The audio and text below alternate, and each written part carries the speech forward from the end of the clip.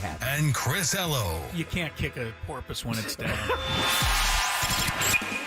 It's time to get you up to speed on all things sports. Yes! Yes!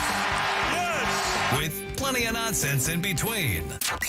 Oh, look! Here comes our fearless producer!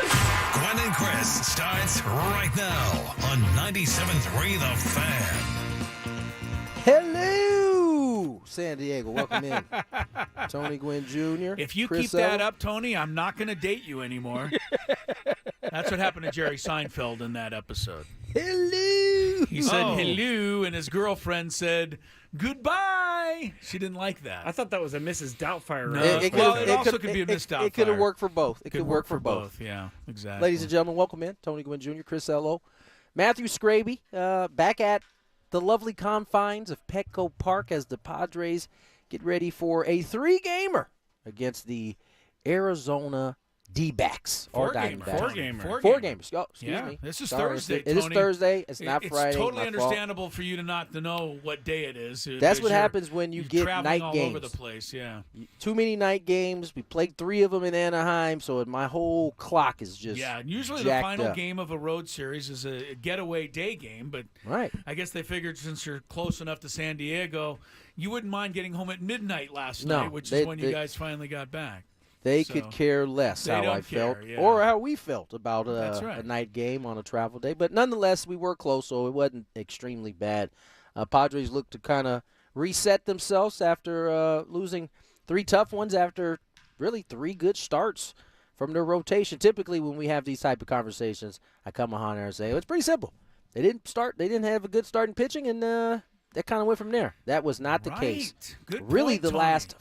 last 4 games, not even just the They've had 4 Anaheim good series. starts in a row, and they didn't win any of those games. Did- That's a great call because we've been saying that all year, that the team will go as its starting pitching goes. Yeah. But that wasn't true this week. That So, wasn't true at all, Yeah. at least the last 4 games. And so, that's part of the reason why I'm not fretting as much as maybe everybody else is because the starting pitching has been good. I went through some of the numbers yesterday. And listen, I think the 4 games that we're talking about were also 4 games in which the Padres didn't do something that they've been doing a lot better this year, and that is hit with runners in scoring position. Now, they didn't have a ton of opportunities, but nonetheless, the opportunities they got, they really weren't cashing them in. And so they end up losing. They've lost 4 straight. You look in the National League for team average, Padres number 1. You look at runs, the Padres in the National League are number 5. They're doing a lot of things well. They got the most hits in the National League. So I think when I look at this, I am hopeful that, I mean, you got 4 good starts. And by the way, 2 of those came from Randy Vasquez and Adam Major. And so, you're going to need a few more of those because guess what? Joe is not coming back after this. My guess is he's not going to come back after this 15 stint. He's going to be on there a little bit longer. And they've kind of indicated that they're going to, take this one slow because he needs rest is what it sounded like. Yeah, the he can't report even came. he can't even throw the ball right now. So, So even when he's healthy, he's going to need at least a couple of weeks to build up, right? He was able to avoid a rehab start. I don't think he's going to be able to avoid it on this occasion. And Yu Darvish, although not concerned about him at all, we don't know when he's coming back. It's a soft tissue hamstring. I don't think they're viewing this as something serious at all. But the point is, you're going to need multiple starts likely from Vasquez and Major, and if they continue to pitch like that, that's a good thing. Now you're certainly not going to be able to score what I think it was 1, 2. How many did they get yesterday? 2. Yeah, that's not going to win you much. Tonight it's going to be tough. So No. the offense hit a little bit of a rut here these last 4, and it came at a time where they got good pitching. So they were in those games, weren't able to pull through. So you come here against a Diamondback team who is chasing you right now in the National League West, but they're a little banged up too as well. And so they lost yesterday coming into this series. I think the Giants got them. So we'll see how they fall. See if the Padres can bounce back today, Chris. Yeah, I think it's it's getting to be a little bit important. The standings in the National League right now are jumbled to the point where if the Padres turn it right back around, which they've done several times already this season, I mean, sorry about the phrase, but if they hop back on the roller coaster and go back up, they'll go right back into the exception to that, Chris. I know you do. But stop making fun of Mike Schilt, because I'm gonna sick him on you the next time he sees you. Fine. You're the one bringing up the phrase. I brought the phrase up, but you were the one that made mention of it. Yeah. Look, if they get a little roll, have a nice homestand, which they're overdue for. Let's be honest, they haven't had a great homestand all year, and you've got 4 with Arizona, you've got 3 with Oakland. You get back to work here a little bit, then you're going to be right back in the 4 or 5 spot. But if you have a bad homestand and lose 5 out of 7, you could be 9th or 10th or 11th just like that. That's how close the standings are. So the games are important. But having said that, look, Manny Machado, I don't know if he's going to play tonight. We'll see about the lineup when it comes out. I don't know if he'll play this weekend. Hopefully he'll just force his way back into the lineup. But you take Manny out, you've already got Bogarts out, you've already got Darvish out, and you've got Musgrove out. That is 4 of your 5 $30 million ball players all sitting on the sidelines at one time. And, I know people are upset with how the Padres played this week, and, it doesn't feel very good to lose to the Angels like that. But I don't know how many teams in baseball you can take 4 guys like that off their roster, and they're not going to miss a step. So, the Padres got to figure out a way, to get these games, get back on the beat here, and hopefully it starts tonight. Yeah, no, it's gonna be tough there, though. Listen, I mean, the Padres are. Let me look at this. Make sure 13-19 at home. This has not been a cozy confine, if you will, for the Pods this year. Yeah. But let's see if they can change that around. Let's go. What did they go? What they went 3-3 last homestand. Yankees, they went 1-2. Marlins, they went 2-1. Correct. Yeah, so 3-3. They had the chance for the sweep. It got away from them. Right. And that they need a winning homestand. I'd like a 5-2, and it is interesting. Okay, if you don't like roller coaster, and let's be honest, it has kind of been one all year. I mean, they've been up, they've been down. It hasn't been drastic ups and downs. Roller coaster might be too strong. Maybe a little too too. Because when we think of roller coasters, I'm thinking like big drops. Yeah. I mean, that's what. And we haven't had a going up really. It's just like yeah. Yeah, no, you're right. It's a child's roller coaster. Right, there you go. We're talking SeaWorld right now.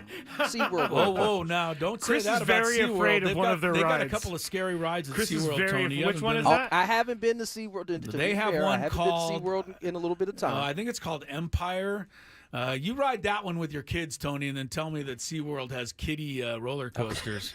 I think you'll change your tune. I think I finally figured out how to explain this team in my words. Give it a shot. Because I'm done with the whole series thing. I'm done being defensive of this team because every time I am, they make me look stupid. I'm done defending players on the internet because I'm stupid. But here's what it is, guys. It's like when I was trying to get sober. I would string a few days together. Everybody was feeling a little bit better about things. I shouldn't laugh because this is keep actually laughing because this serious. is how I brought this up for a reason. Everybody gets excited about things, and then hey, one day I had a beer. I'm back at the beginning. Everybody's kind of bummed, but they're still kind of excited about it. Then I put together like a week, and then I relapse again, and everybody's bummed. At a certain point, and this is where I'm at, guys, I just don't believe that the alcoholic is going to stop drinking at this point. I just don't believe it. But we haven't seen. You've already proven that to be wrong. I have proven that to be wrong. You did stop drinking. So. But I'm at the point with the alcohol. The Padres are the alcoholic in this one, and I'm at the point where I am angry at them, and I am disappointed in them, and I am about to freak out on them. I think I have a better one. And Jesse and I talked about this, and then we found the quote from one Bill James, who I don't quote often. Bill James, the baseball analytic guy. Yeah. Yes. Mm-hmm. And this kind of puts it in, I think, the right window. He tweeted this, actually. He said, fans of a 500 team overreact to every win and loss. A good team, you can't win them all. A 100-loss team, you get used to it. A 500 team, emotionally, you're as good as the last 24 hours. If that doesn't describe us here in San Diego as well as it can be, I don't know what does. You know, I truly love this guy. Tony Gwynn Tony? Jr. Oh, so Bill James? Well, him too. Because I got to say, no, yeah, you're not Bill- going to believe this, Tony. On the round table today, We've been doing used- this all day. Don't say it. on the round table today, I used that exact Did you really? reference. See, this Yeah, is why we're I did. partners, man. Yeah, I'd use that exact reference because I think it does describe us perfectly. We are a 500 team, Yep. and with a 500 team, every loss is the end of the world, and every win is a ticket to the World Series. And that's how this season has been for us as fans. Yeah. But I don't think it's that way for the players. And that's what Tony tries to get across to us, I think, on this show. He does, on yeah. a daily basis. And I do try to keep that in mind. Right. They all show the up time. to work and, look, sure, they're disappointed. They didn't, get the job done against the Angels. But, the Diamondbacks don't care about that. There's a game tonight. So, Yep. the Padres are going to get ready and play and try to win a baseball game. That's their only focus. Our focus can be about the rest of the stuff that's going on. So, Bill James, thumbs up on that quote. I think it's right on. I don't, as I said, I don't quote Bill James often, but I think it fits where we are. I think the thing that we should lock in on is the 500 part, because that is what the Padres have literally been mostly all season. Whether it's one game up, one game below, 2 games up, 2 games below, 3 games up. It's never really getting further than that. It's usually right there, and then the change happens. And so you start to break down why that is. You got one of the better offenses in the National League. You got the pitching staff is climbing up the ladder as well. So, what is it then? And so when you really start to dig deeper, I mean, Toddy's gotten going here, and I You don't called it. I You don't did. want to toot my own No, horn, but I let's toot told you it Tony's was getting horn. ready to come. He's rolling, right? Manny, before this quad, starting to look pretty good. Prior to that, though, it's really been Jerickson, Camposano early, Merrill early. Merrill early. And so those aren't the guys that are carrying your ball club, right? They were able to stay there without, the big guys. And so, the last couple of weeks, the big guys have started to come. The other guys have kind of slowed a little bit. And so what the idea is that you kind of keep everybody, mid, not too high, not too low, and then that offense kind of takes off with everybody kind of doing a little bit of something. We haven't seen that yet from this offense. We waited for it all last season, never really saw it. And so I understand the PTSD on that end. But the point is this right now, the way they've played, it's been a 500 ball club. And so therefore, we, the fan base, will react as such. We get a win, greatest thing ever. We get a loss, oh my gosh, the season is over. That is our reality right now. Until we run off, as Chris has been asking for, like an 8-straighter or 10-straighter, and you start to separate, then it might feel a little bit differently, these wins and losses. But as long as we are 2 up, 2 down, 1 up, 1 down, we better strap it in. This is what we should all get used to. Yes, please use your safety bar and keep your hands and feet inside Yes, the this is cab. the wildest ride in the Yes. wilderness. The highest the Padres have been over 500 is 3, Yep. and the most they've been under is 4. And when they were 4 under, they immediately won 4 in a row. When they were 3 over, they immediately lost 4 in a row.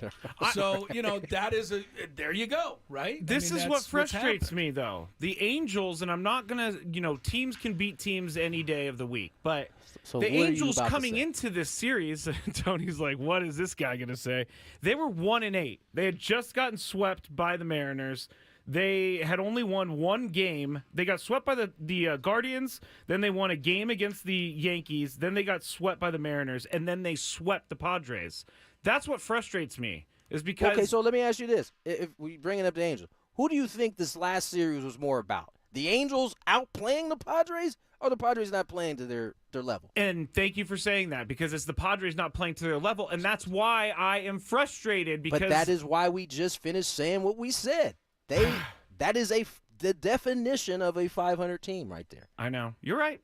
Baseball, I'm just learning more and more that it's one of the most emotional sports to be a fan of. When you're at 500, it is. When the Padres were, I don't know, has there ever been a time where they were like kicking? What was that? 20? Was it 21? Yeah, 21 they the were first pretty half. good. They were like 15 games up. Yeah. We weren't tripping about losses like this until That's true. it started getting closer to 500. Then we were losing our mind. And Fernando goes 4 for 4 last night. They lose. Luis Ariz runs into an out again at third. The Again, he ran into one stuff. before that. No, Are you just talking I about was the saying the Padres? team. Yes, the team Yeah, in yeah. Anaheim ran into a couple outs at third. Yeah, early on, obviously, especially when it was a topic of conversation, and then you end up losing by a run. Those things matter. Yeah, Those people things are matter. starting Even to if get it's Luis. people are starting to get antsy about some of these guys getting thrown out on the bases, and Which I'm for aggressiveness. we've talked about this a lot, and we talk about it a lot on the round table, so you'll hear it later. But there's just a difference between being aggressive and being smarter. And I think in the case of Arise and the one with Kim the other day, both getting thrown out at third, those are plays that are in front of them that they can see.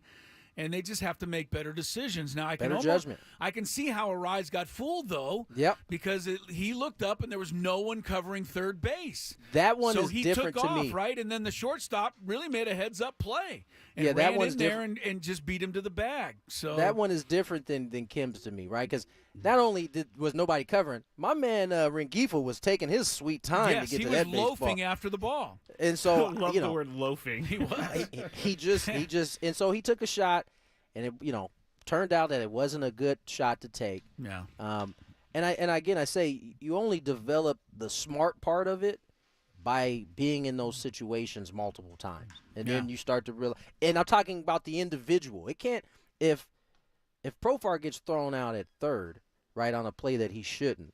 That doesn't then apply to Arise or anybody else. I mean, yes, they shouldn't, but they didn't have that experience to be like, you know what?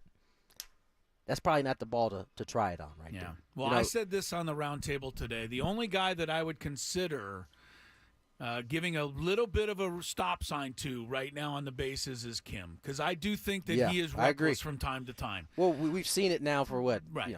3 I would tell second him season. to start really considering, when he goes for it or not. The rest of the guys I'm okay with. You're going to lose some base runners, and that's what's happened during this losing streak. But I think it'll pay off in some wins. And I think Tony's right. The more they learn when and when not to, the better at it they're going to become. And there's only one way to do that, and that's to try it. So I don't mind aggressive play. Skraby is whispering in my ear that we need to go to break. So Okay. Oh, yeah, I got my points out, so you guys need to get the break. I'm just kidding. let's get to break. When we come back, a lot more Gwynn and Chris. We got a 30-mile zone for you today. Daily Gambit, a Big Five. Chris, are we doing Christmas Fest? I think we can right? We had to kicked it cancel out it, today. yes. Yeah, We had to cancel. We don't have we explain will later. have that round table for you later on in the show as well. Until then, let's get to a break. More Gwynn and Chris. Don't have time to listen to an entire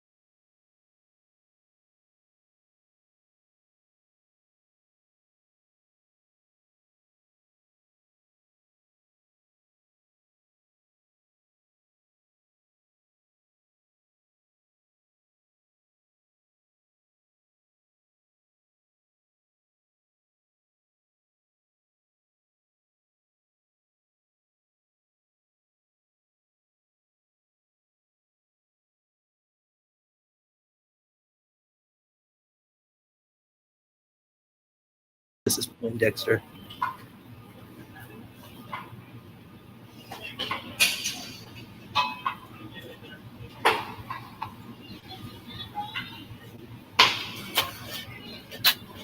Sorry.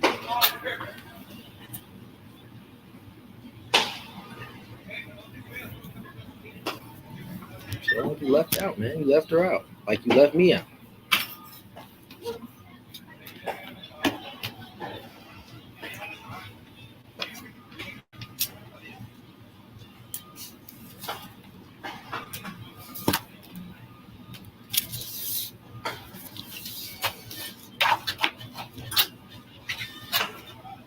That's baseball.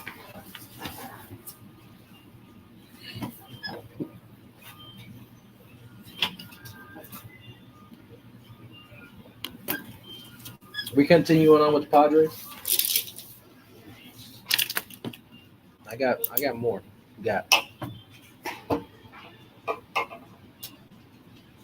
No, I'll just follow up with Chris.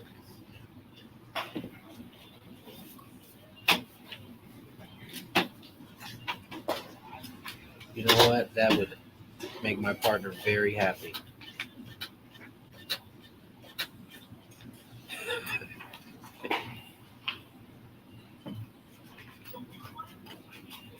That's a little too far there, Skraby.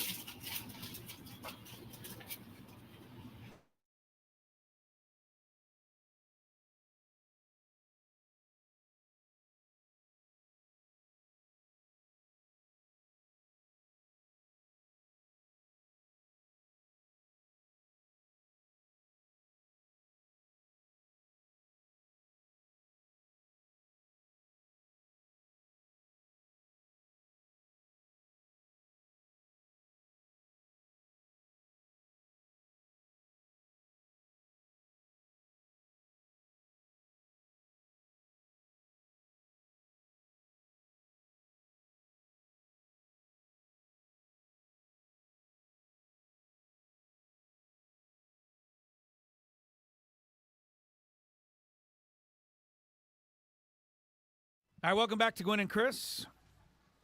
2:25 is the time. Going to be together for a couple of more hours.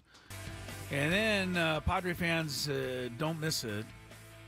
The Padre Roundtable, 1 hour of commercial-free Padre talk with myself, Ben and Woods, Andy and Elston, also Braden Surprenant, part of the Padre Roundtable today. Some very good conversation about your favorite baseball team out there. Don't miss it between 4:30 and 5:30 tonight. Then Sam Levitt takes over with the Padre pregame show, the Eco Water SoCal Padre pregame show, leading you up to tonight's first pitch, which will be thrown by Randy Vasquez at approximately 6:40 this evening. Tony Gwynn Jr., we talked about the word roller coaster, and we've kind of decided on this show anyway that kiddie park ride is probably a little more accurate because the Padres really haven't had major ups and major downs. They've just had a bunch of bumps along the way. But how about a little Jekyll and Hyde? Is that okay with this ball club? And I'll bring up the statistic from Sam Levitt himself. Oh, wow. Padres in their 32 wins this year are hitting .301 and averaging 6.5 runs per game, which is robust. But in their 33 losses, they're hitting a meager .214, and they're averaging 2.2 runs. It's interesting because, to me, Tony, everybody talks about pitching, and you've got to have more pitching, and pitching wins, and you got to have, these guys and pitching well. But to me, at least for the foreseeable future, it's going to come down to scoring runs. If they can score runs, I think their pitching is going to be good enough. No? Yes and no. Yes I and think, no. Yeah. I think early on there were some clear issues with, I don't know, I guess we'll just say pitching as a whole. We had a couple rounds through rotation that didn't go well. I'm sorry, I forgot I was on camera. I'm over here leaning out of the screen. There was a tweet out today of Angel Hernandez doing his retirement press conference on camera, except only half of him was on the camera. He couldn't get the joke full being that he picture. couldn't get on. Anyway, never mind. Oh, I They see. were picking on poor Angel again. I see what they did there. The poor guy's been retired for like a week now, and they still can't leave Yeah, him alone. let Angel just be Angel now, man. No Leave him kidding, alone. man. What was I saying? I lost my train of thought. I don't know. Pitching. You said that the And then we pitching had was, the bullpen. Then we had the bullpen issues, right? right? We haven't had a ton of offensive problems. You know, we've had, I think, there's this 4-game streak, and I think they might have been poor in that last, was it 4 games that they lost before, or was it 3? I think it was 4 that they lost in a row previously. But for the most part, the offense has been pretty good. At home, I think we've seen the whole team struggle in general. I'll just say it. I think ultimately our 500 point is the thing that we should hang on to. Just keep going back to that. Yeah. Because, we've the Padres are what, 32 and 33, right? Correct. Largely without Bogarts, Manny, Toddy, Ha-Seong Kim, Yu Darvish, Joe Musgrove. Right? And you kind of pointed to this early. You take those 6 off the board. What kind of team are they? A 500 team without those 6? You could make an argument they're maybe below 500 without those 6. Now, you can't just remove them because they've been playing. I mean, there's been pockets that they've been good, especially here recently. But, as I think we said this a few weeks ago, maybe we've said it multiple times, the Padres will go in the image that I think our base believes of this team. They'll get to that when the big guys are doing the big guy things. I think that's just really what it is, ultimately. If they're not getting that kind of production from the big guys and the health from the big guys, this team can only go so far. Yeah, and that's why seeing Manny pull up after he hit the first base bag last night, it was so disconcerting because especially when he's been starting to swing the bat. Starting to get going better. Finally. Yeah, so we'll see. We don't have a lineup yet, Tony, and I know you're going to be keeping an eye out for one there at Petco Park, but people want to see if he's going to be in there tonight. Personally, I'll be surprised. I would think be too. Day after is usually worse than when it happens. In my unofficial I did hear world. getting on the bus that it wasn't horrible, wasn't that bad as I think the words I heard. But ultimately, when you go to sleep and that muscle just sits there, that's right. You really find out how it's feeling the following day. Yeah. So I would expect this lineup's going to be a little late today. Let's hope that even if he's not in there today, it's not a injury list type of situation. Because like I said, there are very few teams that can take 4 of their 5 top paid players off the roster and perform at peak level.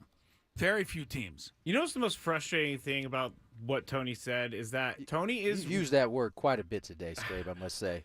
It's yes.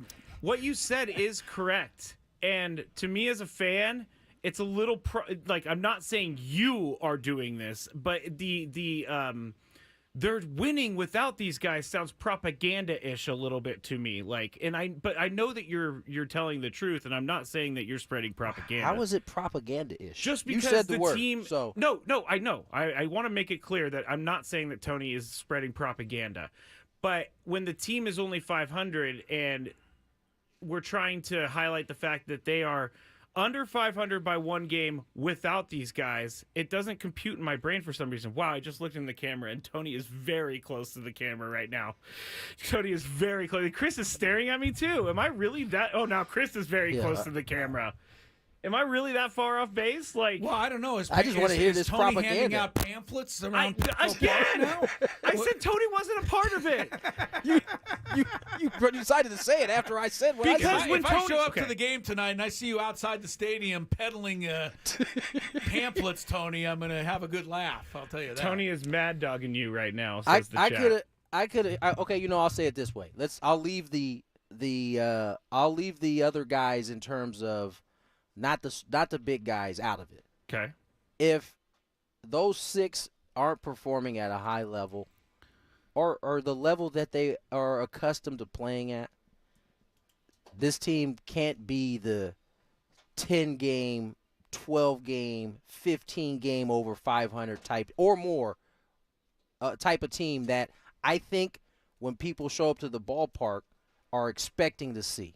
I'll say that. That way it doesn't seem like I'm giving off propaganda about the dudes who aren't those guys playing well and we're right there at 500. That's not what I was trying to say. Going into it, I knew I was waiting, and I just wanted to make it clear that Tony was not spreading propaganda to my ears, it sounds like it, because the wins aren't stacking up, Well, Understand that 7 of the 15 teams in the National League right now are within 3 games of 500.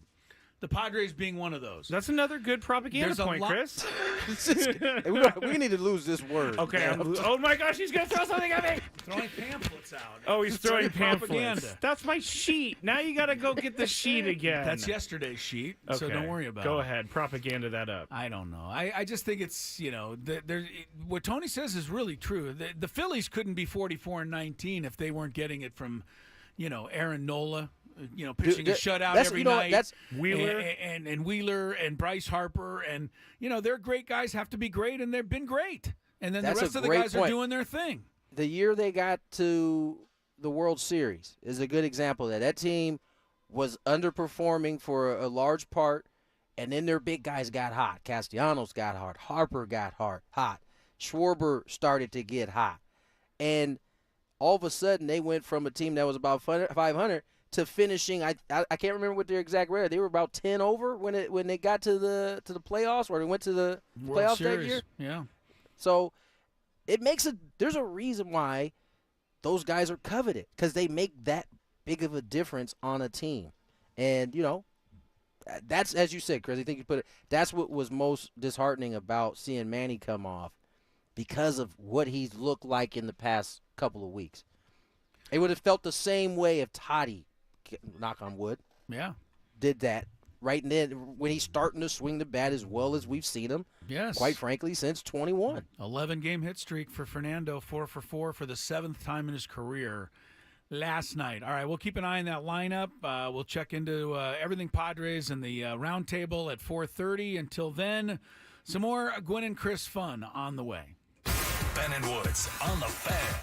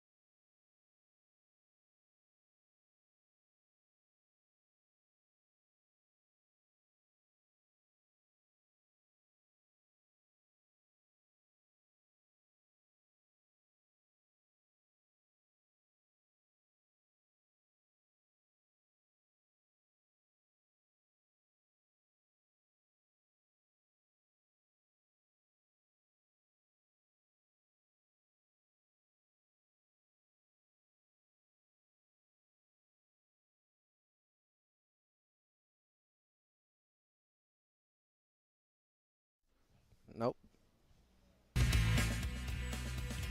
Am I on now? Yes, you are. All right. 2:40 on the clock. Tony Gwynn Jr., Chris Ello, Matt Skraby. Padre lineup in. Manny Machado. Whoa, whoa, whoa, Out. whoa, whoa, whoa, whoa, whoa, whoa. Oh, I'm sorry. I didn't give the lineup. I just gave a little teaser. Okay, now you can go ahead, sir. Have you ever seen him get so angry before, Skraby? Calm down. This dude really loves that. Yeah, he does. Do-do-do-do-do-do. It triggers something with the people out there. Well, all right. So you've been told. I hate you guys today, by the way. Still not up yet. I Oh. can't remember it on the top of my head off the top. Oh, Jesse just hooked it up. All right, here we go. So Manny is not in, though. Manny's not in the lineup. Okay.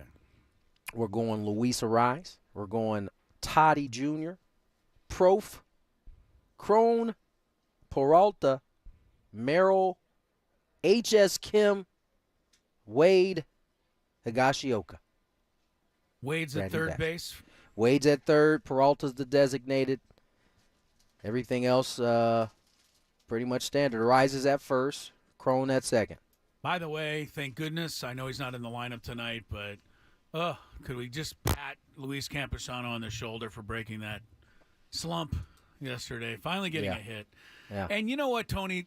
I know you saw this. His first at bat, he gets called out on strikes on a pitch that's 8 feet outside. And I'm like, if Campusano doesn't lose his mind over that, I gave him, he walked off so relaxed. I'm like, this guy is a special individual. He's Because if smart. you're in an 0 for streak like that and then the ump rings you up on a pitch that's that far outside, I'd want to just, I'd squeeze the sawdust right out of the bat. Yeah, some of you no good people out there who've been. I seen some of the messages y'all tried to send to my man on some of his posts. You guys are weak sauce on that one. I'm just pointing it out. That being Luis said, Campusano's getting hate on his post? yeah, man, it's just we got a lot of haters out there. It's just how it goes. Nonetheless, it's smart. It shows some maturity from him, right? Because I was thinking the same thing. I was like, man, I don't know how he doesn't lose his mind on CB Buckner right now based on the way things are going. But he did. And you know why? Because he got to catch. And he got to get those calls for his guy. So That's right. he has to put his own over whatever aside and think about the guys on the mound that he has to catch and maybe trying to work CB to get those calls for his guys. Yeah, that's a really unselfish thing to do, honestly. Because what he I know did there right was there. every part in his being wanted Yes. to turn around and dog cuss Well, I did. CB Buckner. Well, if he didn't, I You did for him? So I did for him. I was like, you can't, not now, not to Luis now. But you know what? Next time up, laced a single. So hopefully this will get him going. Get him off the schneid, as it were. The schneid. I Yeah. love By the way, someone schneid. took a screenshot of us up on the camera. Oh, right they there. did. Oh, really? That's hilarious. That'll scare some people. Well, it was very concerning. Oh, I see it. It was Brock. Brock did it. It was very No, it was concerning when I looked over after I said the word propaganda and Tony was immediately in the camera looking at me. It was very scary. Yeah, well, don't use those words. I didn't. Don't put me next to propaganda. And don't I say like that, gaslight, and you'll be all right. Oh, man. Oh, man. I forgot about the word gaslight and how it triggers Chris. This has been a triggered week for all of us, I think. Or at least Chris and I. I can't speak for you, Tony. I try Faux not to show. be triggered. We ready for some 30 miles down? Let's do it. If you don't know your sports gossip, can you really call yourself a sports fan? It's time to bring together sports and celebrity gossip. We call it the 30-mile zone, mainly so we don't get sued by the real company. On 97.3 The Fan. All right, so we're going to go through some of the other stories around. I figured today would be a great time for a 30-mile zone. Forget about the Padres' woes for a little bit and talk about things like Stephon Diggs revealing his true Josh Allen feelings after being traded to the Texans. Now, that was a clickbait article. I clicked on it because I wanted to see, and I was surprised, not because Stephon Diggs was complimentary, but how complimentary he was of Josh Allen. He said, when I got to Buffalo, Josh was and still is my guy. People don't really understand what it's like to be out there. He really embraced me. He kind of had that Southern hospitality. We spent a lot of time together, and I probably wouldn't be right here if it wasn't for him. I got a lot of love for that boy, so y'all give him a hug and a kiss for me. So all those rumors about Josh Allen and Stephon Diggs hating each other doesn't seem like it's a thing. So I think it's still a thing. it's still a thing. I don't believe Stephon Diggs. But why would he speak? Why would I don't know why he would. And What lie was- through his teeth. If he wasn't mad at Josh Allen, then what was he so angry about all the time? This guy was never happy when he was in Buffalo. So was it maybe it was the play calling, maybe it was the coach, maybe it was the hardcore Buffalo media. I don't know. But I mean, don't you think, Tony? I mean, he never seemed like he was content. So maybe he owes us an explanation as to what was really bothering him. If it wasn't Josh Allen, then what was it? I don't think he owes us any explanation. I do. I want one. I He was on my fantasy team for at least 2 years. With that ownership comes an explanation. Okay. Yes, it does come back to fantasy. I won't blame you for that. It always does. I mean, it further highlights that we need to stop trying to guess work based off of a screen that's in front of us with no words. We're taking emotion and, some hand gesturing maybe, and it's like, oh, this is what they're talking about. Oh, this is what he's upset about. And the reality is we don't know nothing. We're watching the TV screen and guessing is what we're doing. Now, that doesn't mean that there weren't times where things got heated or he might have been upset with Josh. He didn't look his way on it. That's just football. That happens all the time.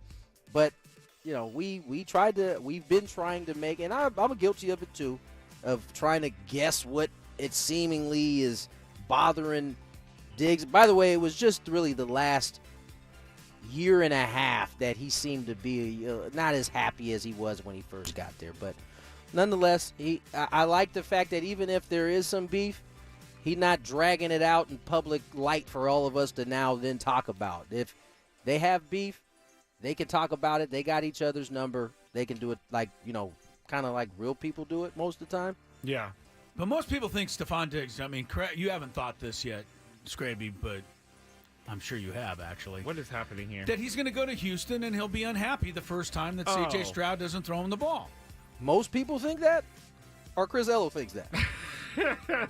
I think that he will at some point be unhappy with the Texans because I think he's just a wide receiver that wants to win and he wants the ball.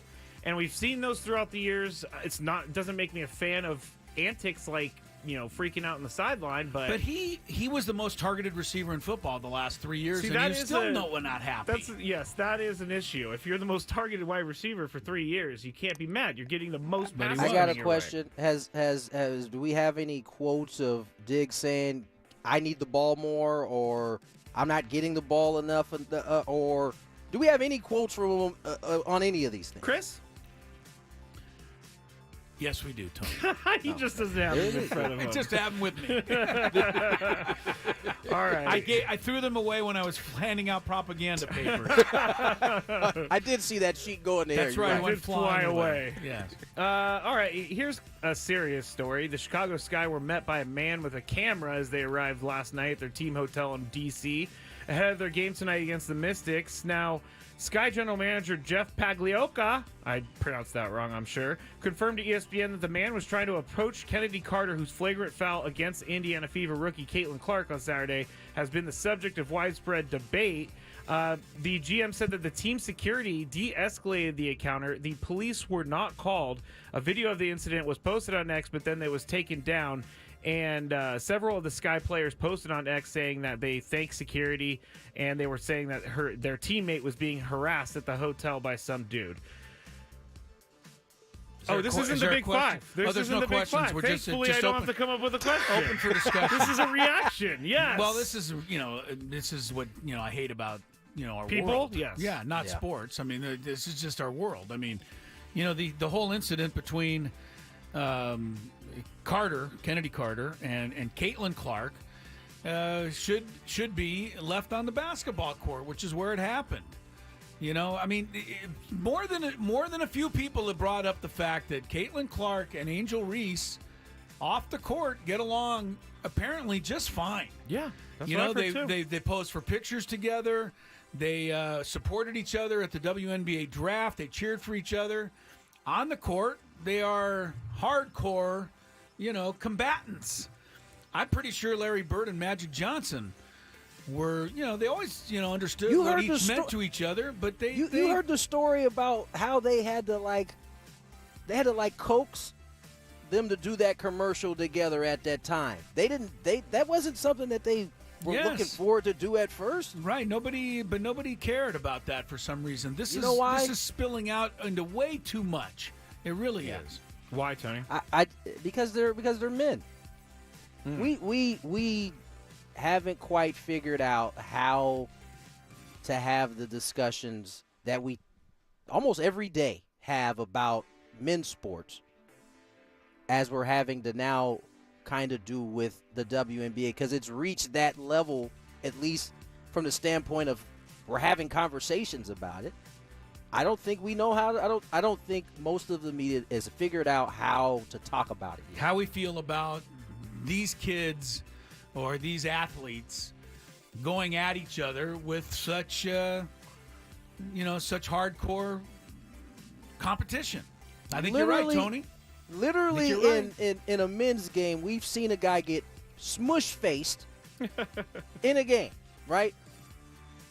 Skirmish breaks out, technical fouls are handed.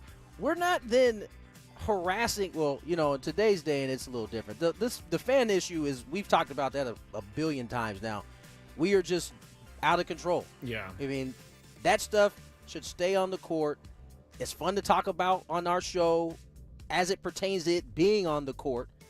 But once you start waiting idiots outside the show bus. up to hotels so they can go viral with their stupid phone clip harassing one of the players, I think the police should have been called. They should have de-escalated this situation in terms of that. They should have called the police, and maybe they can't arrest him. I don't know. I don't know if there could have been an actual charge. But they called police on a lot less things. That was the loudest siren I've ever heard. They called the police on a lot less things that are happening than this. They should have certainly called the police on this one. I agree. Chris, maybe turn down your headphones so you won't hear the siren so loud. Woo. Almost blew your eardrums. Yes, I thought it was. I gotta say, it was louder than I expected for it to be. All right, next story is Anthony Richardson, Colts quarterback. He was on Pat McAfee the other day, and he revealed that he got a whole back tattoo done. Took 7 hours, 4 artists, but this is where people are kind of thinking it's kind of weird. He said that he was sedated for this tattoo, so he was asleep the entire time.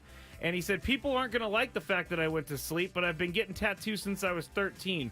I've did my time in going through pain. Now, I have 3 tattoos, not as many as him, obviously, or as big as him, but I kind of like the pain of the tattoo. I kind of was, into it. Honestly, I fell asleep during one of my tattoos because it was, rhythmic. So, I don't have a problem with them going to sleep for this, but it does sound a little dangerous. Yeah, that's my issue with it. I mean, we lost one of the greatest artists in the world because he was being put to sleep medically. Really? Michael Jackson. That's how, yes. He was being put to sleep to just do regular sleep. He wasn't even getting a tattoo in this situation. Yeah, that's crazy. Right? And so, I think it is kind of dangerous. Now, I get it. I ain't never had a back tattoo. I got a half arm sleeve, and I'm like you, Skraby. I don't know that I would say it's painful, but the rhythmic needling, I fell asleep a couple times. Really? That's funny. Yeah. Because, I mean, there's some hot spots where there's no way I could fall asleep. Yeah. But outside of that, I dig what you're saying. But, I guess to each his own. I do feel like that's a little dangerous. Anytime you're doing, what is that? Anesthesia? Anesthesia? Come on, man. That's you're messing with like stuff. That's the real big deal stuff right there, man. I don't know if it's worth a tattoo. Yeah. Chris, what do you That got? being said, he got a lot of work done on his back. It's 7 completely hours filled. worth. And I'm he's not just a small enjoying dude. the fact that I don't have any idea what you guys are really referring to because I'm not getting a tattoo. Chris, my I inside want to get arm. one on my leg next. Ooh, I'm going to get one soon, too. I want to get like a half leg, like a full leg joint. Wow. That will be fun to see in pieces. But I don't know Chris, what I'm going to do yet, so it might not ever come. when I got the inside of my arm, they just basically it's just scraping you for like an hour or two. And It wasn't very. What it wasn't fun very I've missed pleasant. out on. all right, that was it for 30 Mile Zone. We got Daily Gambit up next, I believe. All right, we'll roll along.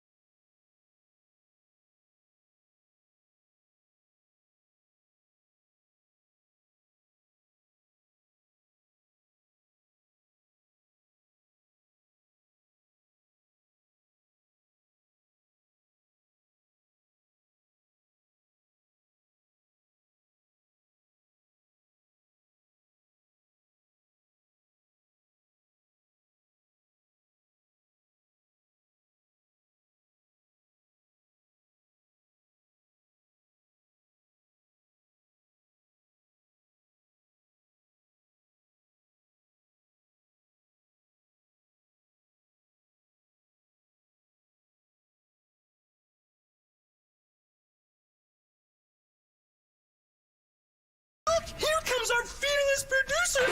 Gwynn and Chris starts right now on 97.3 The Fan. Hey, hi, and how are you? Welcome back into Gwynn and Chris. 3:01 is the time. Chrisello, Tony Gwynn Jr. down at Petco Park. Matt Skraby alongside here in the Odyssey Palace. Padres Diamondbacks tonight. First of a 4-game series for the suddenly under 500 Friars, carrying with them a 4-game losing streak, which culminated in a 3-game sweep at the hands of the previously, well, I guess they are still lousy, Los Angeles Angels of Anaheim, but they didn't look as lousy this week. It was the Padres who looked lousy. The bad news is the Padres are struggling. The good news is, like the weather, it can change at any moment. And the Padres have been going up and down like this all year long. We mentioned it earlier. Their low water mark was 4 games under 500. They immediately rectified that by winning 4 in a row. Their high water mark for the season is above 3 over 500, and they blew that by losing these last 4 games. So what Padre team will show up tonight, we'll all find out together, beginning with Sam Levitt's Eco Water SoCal pregame show at 5:30, which follows our commercial-free hour of Padre Talk, the Roundtable, at 4:30 this afternoon. Now, I know we've talked about this before, but real quick, Chris, when they got swept by the Rockies, we were at our lowest. But Felt then like it. They went to Atlanta. They Immediately won the first 3 out of 4, right? Yeah. And then they won 2 out of 3 from the Reds. Yeah. And then they lost to the Yankees, but then they won 3 in a row. So I'm just hoping that they're going to follow that theme. Yeah. The old saying about the weather is if you don't like it, just wait a minute. Yeah, same thing with And the I think it's Padres. kind of the Padres. If you don't like the way things are going, just wait a minute. Hopefully they'll change around. Now, they're going to have to change around tonight without Manny Machado. He is not in the starting lineup. We haven't received any word as to whether or not he might be available, as off the bench tonight, pinch hitting, something like that. We haven't heard any update on the, seriousness of the injury that he suffered last night in Anaheim. But we do know that it is serious enough to keep him out of the starting lineup tonight against Slade Ciccone, the rookie right-hander of the Arizona Diamondbacks, young right-hander Randy Vasquez for the Friars this evening. One thing we don't have to worry about for at least a few days, Skraby, is the Padres' inability to hit left-handed starting pitching. Oh, that's thanks. That's actually. because the Diamondbacks will be going with a right-handed starter in each of the first 3 games of the series. Now, on Sunday, then we have to start worrying about that lefty thing again. Rookie left-hander Blake Walston is pitching for Arizona on Sunday. Why couldn't the Padres face Jordan Montgomery? He seems like he seems like a lefty that you can hit. Yeah, But so did Patrick Sandoval. Oh, Seemed like good he was going to point. be a lefty that you could hit, and that didn't work out too well. We're going to get to our daily gambit in a minute. sorry, I want to say Before this we one get more to thing. I that, forgot yes, sir. to say this when Tony was here. But when that Joyce guy started pitching for the Angels, I was more scared for Fernando than anything. Throwing 103 miles an hour without any idea where like it was going. 10 feet to the left, and then that would be scary. That would be so scary. That was a good idea by Joyce. Throw a couple of warm-ups to the backstop. Make That'll people scare nervous? Yes, make those hitters nervous. He was throwing quite hard last night. He was. 17 ESPN experts have filed their picks for the NBA Finals, which finally, at long last, get underway tonight in Boston. Game 1 between the Mavs and the Celtics. 17 experts picked this series, Skraby. How many of you think the 17 are picking the Celtics to win? Out More of than 17. half. More. I would say 9. 9. No. 11. Let's say 11. 11. Yeah.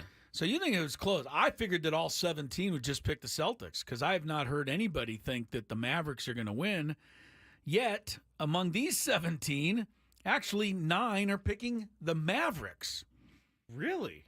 I'm very surprised by that. Do they not believe the Celtics can get the job done? I don't know. Tony and I will talk about it a little further in the 4 o'clock hour, and you will hear our picks for the NBA Finals, which get underway. The other NBA news today, which I know we're going to touch on in the Big Five because I looked ahead, the Lakers have made a major offer to UConn's two-time NCAA champion-winning coach, Danny Hurley, to become their next head coach. So all of the rumors of J.J. Redick appear to be unfounded. Peace out, JJ. It looks like Danny Hurley is going to be the next coach of the Lakers. We'll find out what Tony thinks about that in the Big Five.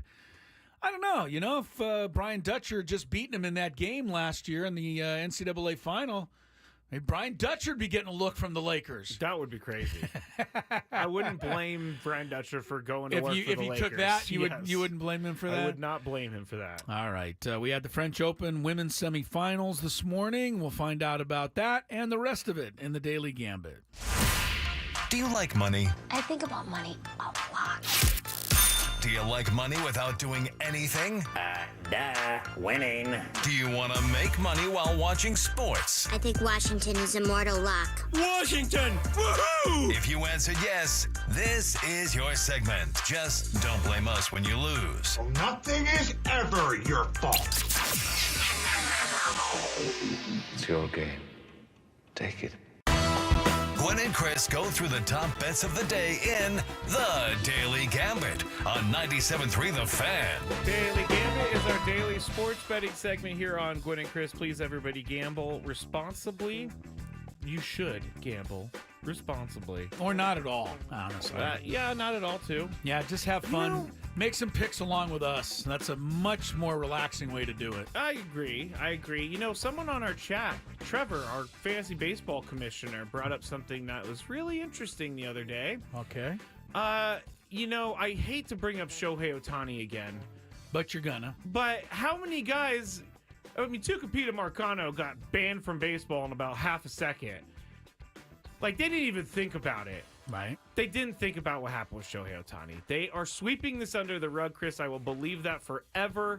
I'm not saying he bet on baseball, but I'm saying that he knows more than he's leading on. Apparently everything that they looked into did not lead them to that same conclusion. And although you think you're right, you don't have any proof that you're right. I know. That's the problem. And the other thing that I will say is don't put it past baseball to take down its highest profile people. They brought down Mark McGwire, Sammy Sosa, Barry Bonds, and before that, Pete Rose. So I don't know why Shohei would get a pass. Because he's the biggest...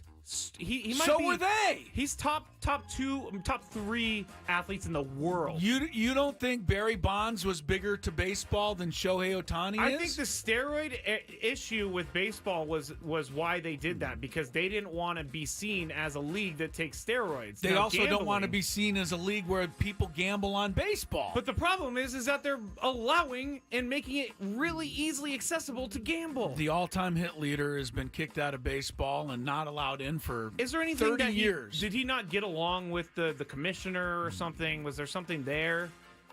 I don't know. There's been 4 or 5 different commissioners that have come in since Pete Rose was banned, and they've all held firm. All right, I'll move on. But it is very interesting to me how things move so quick. And I did say I was surprised that it moved so quick with Shohei Ohtani, but there was so much money involved in that. All right, you go ahead and enjoy thinking about it. I can't go there because there's nothing to support your claim. I know. All right, here we go. Padres and Angels last night. Padres were minus 1.5 on the run line. All of us took the Padres. All of us were right. Or no, we were wrong. Duh. Never mind. Yeah. We were wrong because they lost we drank the 3-2. Kool-Aid, Yes. but we were wrong. Jose Siriano over under 5 in the third innings pitched. We all went under. We were all wrong. 6 innings pitched for him. Well, he only had 1 strikeout, but he had 93 ground ball outs. He had a lot of ground ball Oh, my outs. goodness. The Padres just kept bouncing it into the ground. Yeah. The next one, French Open. Swiatek. Your girl. Chris, what happened when you were watching the Oh, yes, tennis? I watched the tennis this morning, and the announcer pronounced her name the way you do. And Swiatek. it really bothered me. She was minus 5.5 game leader. Right. How do I... On the spread. Okay, on the spread. Over Coco Gauff. Yes. You and Tony went Coco Gauff. Yes, we I did. went Swiatek, and Swiatek won big, 6-2, 6-4. Well, she won by 6. It was closer than I you're guess that's not big. making it out to be. Yes, but you're yeah, right. Swiatek played awfully well. There was one funny moment in the match. Coco Gauff did not like a call. went over to the chair umpire, looked up at the chair umpire and said, "You should be ashamed of yourself." And then went back and finished the match. It was kind of funny. All right. I got a kick out of it. I do. I think that tennis referees take a beating for some reason. They do. Tennis players go crazy. This isn't on Coco Gauff or any tennis player. This is a generalization that I probably shouldn't make. But a lot of tennis players, like your friends in the world of golf, are a little bit... They grow up with a silver spoon, shall I say, and they expect things to be a certain way. I see. Yes, and when they don't get their way, they don't like it. Again, it's a generalization. I don't think that should characterize every golfer on tour or every tennis player. But we I have think seen that some that's tennis part players of what get happens. crazy on the official. They get a little crazy. Alcaraz and Sinner, I believe, is today. Yeah, they I'm play sorry? tomorrow morning, right? Tomorrow morning, Yeah, okay. so we'll talk about that one. All right, last one is Oklahoma softball against Texas softball World Series right here. It was even on the spread. All of us chose Oklahoma. All of us were correct. It was 8-3 Oklahoma. Dare I say the Boomer Sooners prevailed. I'm not going to bring it up Don't want to anymore. upset you, but I forgot about that, to be honest. Oklahoma is one game away from winning its fourth consecutive NCAA championship in that sport. All right, let's get to today's games or bets. Let's start with the NBA Finals, Skraby. Boston, game 1, 6.5 point favorite over Dallas. How does this series start tonight in Boston? It's so hard to predict this game because the teams haven't played in so long. I know. I'm going to go Boston. I'm just going to take home Boston. court advantage. I'm going to take Boston tonight, too. I really want Dallas. I'm rooting for Dallas. I just think, the layoff, I think Boston at home is a little more comfortable tonight. And they hit their threes and they win this game. Who's going to score more points, Luka Doncic or Jason Tatum? I'll go Luka here just because he's almost automatic to get 30, 35. Tatum sometimes shares it with Jaylen Brown. So I think I'm going to go Doncic over Tatum tonight. How about you? I was going to go Jason Tatum, but you're right. It's Luka. You're going to go Luka there. He's 1 versus 2. Okay. Well, he's not. He's got Kyrie. So he's got help. True. All right. Tonight's Padre game, Randy Vasquez going to strike out 4.5 or more. That is it's more or less, obviously, over, under. I can do a little research if you'd like. Do you want to do some? Or does it really matter that much? I don't know how. I know that. Well, you can look up how many games strikeouts. he's had over under 4.5. He's only made 3 starts. I'm 3 or thinking 4 about the starts. Diamondbacks themselves. Do what they they've been strike doing out a lot? lately? I don't know. They They won 4 in a row and then lost yesterday afternoon to the Gigantes. The Gigantes. The Here We Go Gigantes beat them. I am. Randy Vasquez might get 4. I'm going to go under. You're going to go under Yeah. 4.5 Yeah. strikeouts for Yeah. Vasquez tonight, Yeah. after much thought. Randy Vasquez strikeouts. Last time out, he had 5. Before that, 2.0623. So he's been over 5 twice. I'll go under 2. I just don't feel, 4 strikeouts in 5 innings of work would be a nice evening for him. Definitely nice evening. All right. How about Slade Ciccone? Slade Ciccone, Arizona, 5 1/3 innings. That's his over-under. He bet. I don't know what the bet is, but he better go under. Like, the Padres got to get with it and get some hits tonight and knock this guy around a little. The other thing that contributed to their offensive woes last night, he only had 1 walk. You gotta get 4 or 5 walks against a young pitcher like this, and then mix in a few hits and get him out of the game. Come on, Padres, please. Where are they playing? Tonight? Yeah. What do you mean, where? Oh, Petco Park? Yeah. So you think the guy's going to make it?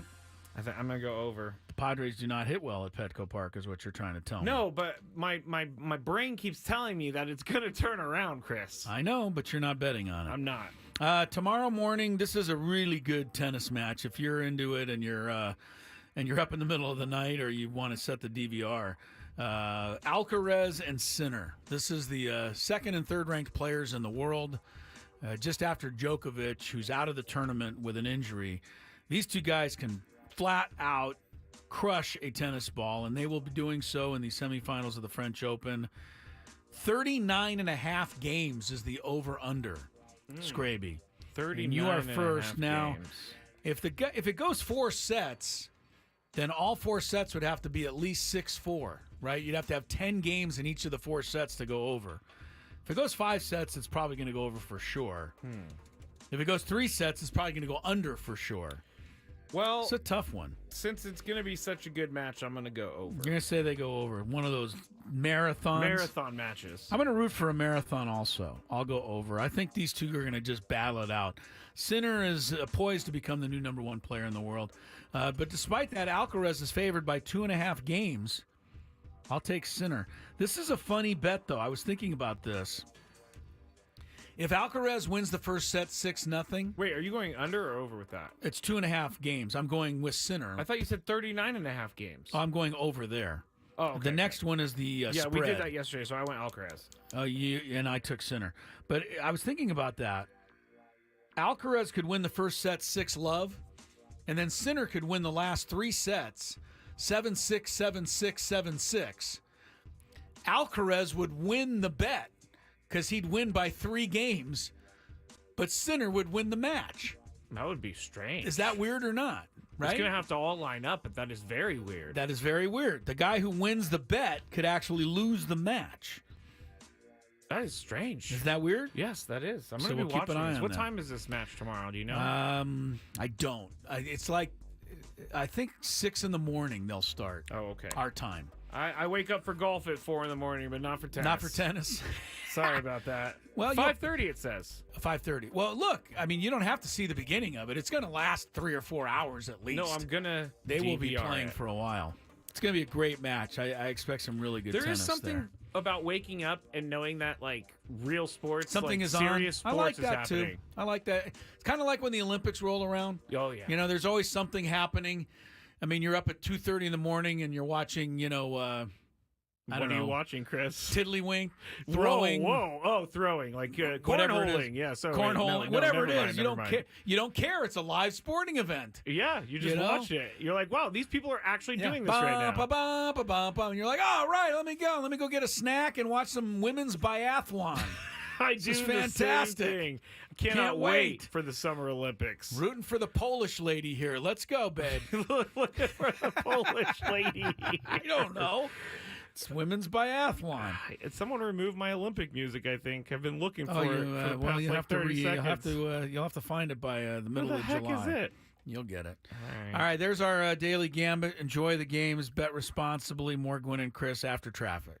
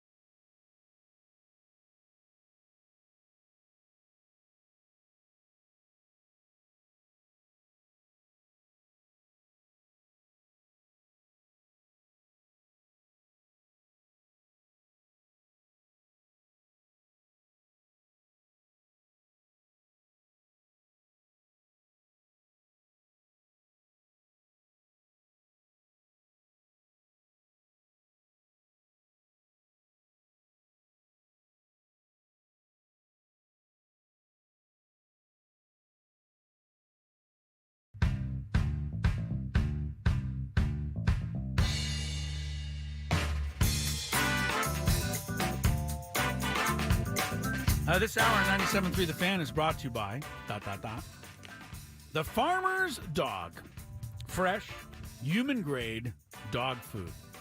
From a healthier weight to more energy, when you switch your dog's food to the Farmer's Dog, the effects can feel real. Magical. Oh, magical. I see. Yes, okay, I didn't read that right. When you switch your dog's food to the Farmer's Dog, the effects can feel magical. Magical. What sorcery is this? I don't know, Chris. I'm going to tell you. None at all. There is no sorcery. It's just real food made for the health of the dogs. Get 50% off your first box at farmersdog.com/radio. So radio show, Crisello, Tony Gwynn Jr. down at Petco Park, rejoins us for the Big Five in a couple of minutes.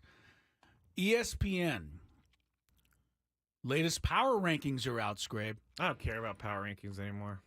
Are you mad because the Yankees are the new number one team in Major League Baseball, moving past the Phillies, believe it or not? I gotta say I'm a little perturbed with how the Yankees are playing well, but that's the hater of me. Yes, Skraby just told me that before he came on the air. He goes, I hate the fact that the Yankees are good now. No, I said, Well, it was much better when they were mediocre. It was more enjoyable to hear their fans cry all the time. Where do you think the Padres check in on this list? You know, There's 30 teams in Major League Baseball. Seems to me the Padres are a game under 500. They should be in the middle of the pack. Yes, and I've been actually looking at a lot of these recently, and they've been in the 16-17 range. Yeah. Where are they at? They're 11th. 11? Wow. Yeah, ESPN still loves them. Writes our guy Alden Gonzalez, the Padres rotation absorbed a major blow with both Musgrove and Darvish on the IL. He could be out long. Musgrove, et cetera, Darvish, et cetera. The good news, rookie right-hander Adam Mazur came up in the minor leagues and held the Halos to 1 run in 6 innings. That's all Alden Gonzalez wrote. In ranking the Padres, number 11. I will say that seems a tad high for them. Yes. Until they, show me a little more. Yeah, they haven't shown enough to be the 11th best team in baseball. Right now, there may not even be the 11th best team in the National League. As it currently stands, the Padres would be the 6th and final playoff team. Believe it or not, after everything that has happened, swept by the Rockies, swept by the Angels, they would still be in the playoffs as of today. But the Cardinals are a half game behind them. They're playing really good right now. The Pirates are 1 game behind. Pirates with Paul Skeens. Yeah. The Giants are 1 game behind. Giants, wow. The Diamondbacks are only 1.5 behind. So this is an important series. And the Reds are 1.5 behind. If you missed that, that's 5 teams that are within a game and a half of the Padres, which means the Padres could go from 6th in the National League to 11th like that.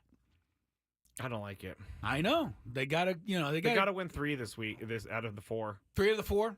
Yeah, they have to get back on track. They have to get the 3 back that they lost to the Halos. I was listening to Mike Schilt and Sammy Lev last night, and he said, and it hit me. I obviously knew this, but then it was like, he goes, we won the first 2 games of the road trip, and then we didn't win again. I'm like, oh, that's right. You didn't win again on the road trip. What the heck happened? We were flying high Saturday night. Things came to a crash and halt. Story of this season so far. Yeah. Mike Schilt did seem a little bit, he just seemed like a little bit frustrated and perturbed, and knowing that he's been defending his team and then just got swept by the Angels. Well, if you're just tuned into the show, Tony Gwynn quoted Bill James, the baseball analytics guy. And I'll paraphrase because it really is accurate to our situation. And that is, if you have a great team and you lose a game, you don't care because you know you're a great team and you'll win again shortly. If you have a lousy team and you lose, you don't care because you just pile them in with all the rest. But if you have a 500 team, then every game is life or death. It's true. And that is what it has been like for us this year in San Diego. When they lose, it is the lowest of lows. And when they win, all of a sudden the World Series seems possible again. How will we feel after tonight's game? We just don't know. I'll come in here happier tomorrow right, if they win. Based on the result of this game, for sure. All right, Big Five is next. Whole bunch of stuff to talk about. Tony rejoins. Ben and Woods on the Fan. There is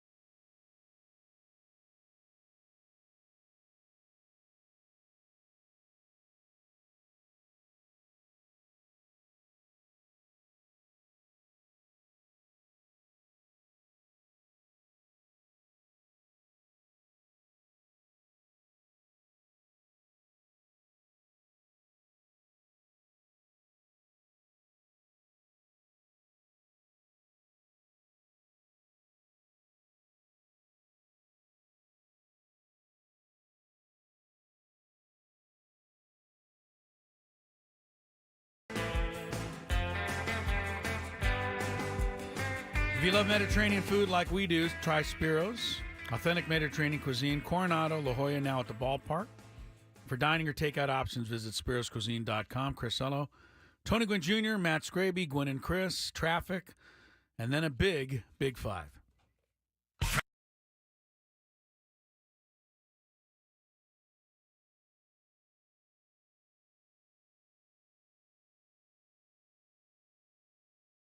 Guys, H Street on-ramp to northbound 5, a collision. Also, Federal on-ramp to westbound King Freeway, accident involving a motorcycle. Jackson Drive on-ramp to westbound 8, stalled vehicle, partially in lanes. We've also got a crash on eastbound 8 at Lake Murray. Looks like that is partially in the fast lane. Our Cordell and Cordell traffic cam shows a crash on eastbound 8 at Lake Murray. It's partially in the fast lane. Traveling on southbound 15 before Felicita, stalled vehicle in middle lanes. Got another stall up ahead just past Miramar Road. That's partially in the fast lane. On the northbound 15 before Rainbow Valley, collision over to the right shoulder. The grilling store at Hillcrest Ace Hardware on University Avenue in Hillcrest. Now through Father's Day, save up to $200 on select Traeger wood pellet grills. You heard right, up to $200. Grilling store at Hillcrest Ace Hardware, where service still matters. Love that place. I'm Kelly Danik with Gwynn and Chris, San Diego's #1 sports station, 97.3 The Fan. It's that time of the show when we check on the latest in sports. Only the most important topics and questions are brought to light. Stop what you're doing and listen. These news stories will astound and amaze you. The one, the only. Oh my God, who the hell cares? The Big Five starts now on 97.3 The Fan. Well, before we get into it, I just have to say, if you love Mediterranean food, try Spiro's for authentic Mediterranean cuisine in Coronado or La Jolla. For dining or takeout options, visit spiroscuisine.com. And I got a text message earlier today from your wife, Chris, and I will be trying to enjoy some Spiro's here in the next couple weeks for your birthday. Yeah, going to do a little birthday this year. We're going to have one this year, so you're going to have might a as well do birthday something party. about it. Yeah. Okay. Yeah, we're going to do a little Spiro's. So. I love it. Yeah. Here we looking go. forward to it. Into the Big Five now. Number 5. And we talked about Cameron Maven's tweets about a month or so ago, and now former Padre Matt Kemp was on Ryan Clark's The Pivot podcast, which to me is quickly becoming a hot take podcast, in my opinion. He had a whole lot to say, Matt Kemp that is, had a whole lot to say about media in San Diego. Here is what he said on the podcast. When I got traded to Atlanta from San Diego, man, I was like super happy because I wanted to get out of San Diego because it was weird. It was just weird vibes. I just don't think San Diego is one of the places that, like, San Diego's a beautiful place, but just like for me at that time, a baseball player, you know, like I was used to like being in LA and people holding you accountable, especially the media. Yeah. Like the media be like, hey, why you suck right now? Where you be like, all right, man, I gotta get these off my back. Like in San Diego, the first month and a half, I was terrible. I'm at my locker like this. Nobody bothering me, asking me questions. I was like, I need to go somewhere where it like matters. All right, so that's what he said. I take that personally, Skraby. I'm not going to. I'm not going down that road. I am not biting. How dare Matt Kemp? I'm not taking the bait. My question is this, Tony. Do we, as media members, need to take a new approach here in San Diego? That's a great question. That's actually a good question. I'm so happy this is what we're talking about because I thought you were going somewhere else. And I was is Matt Kemp mean? No, I'm not going there. I'm not going there. This is not the first time I've heard this. It's not even the first time I've heard it from media members. I don't think it's any secret that the New York media, the East Coast media in general, is, I don't know if the word is actually tougher, but they will ask questions that I think sometimes don't get asked elsewhere. And I don't think that's a big secret. So, do we need to be that way? I don't know. This is a good question for everybody. I mean, who do we want to be as a base? Not just a fan base, but a media base. Because as long as this game has been played, even going back to my dad's day, there has been a difference between West Coast media, East Coast media. There's a difference between market spots. Why that is, I don't know that I've ever really been able to answer that.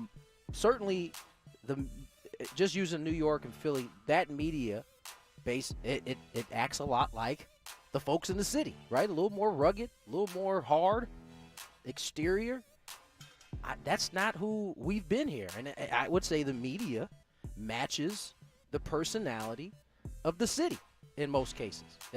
Chris, you've been in this longer than I have. Would you agree or disagree with that? I think you're right on it, Tony. I mean, I think your comments are, outstanding. It is a good question just because it's a difficult one to answer. Yeah. It really is. I think a lot of times I feel like we need to hold, our sports players and teams, coaches, organizations to, their feet to the fire a little bit more than we do.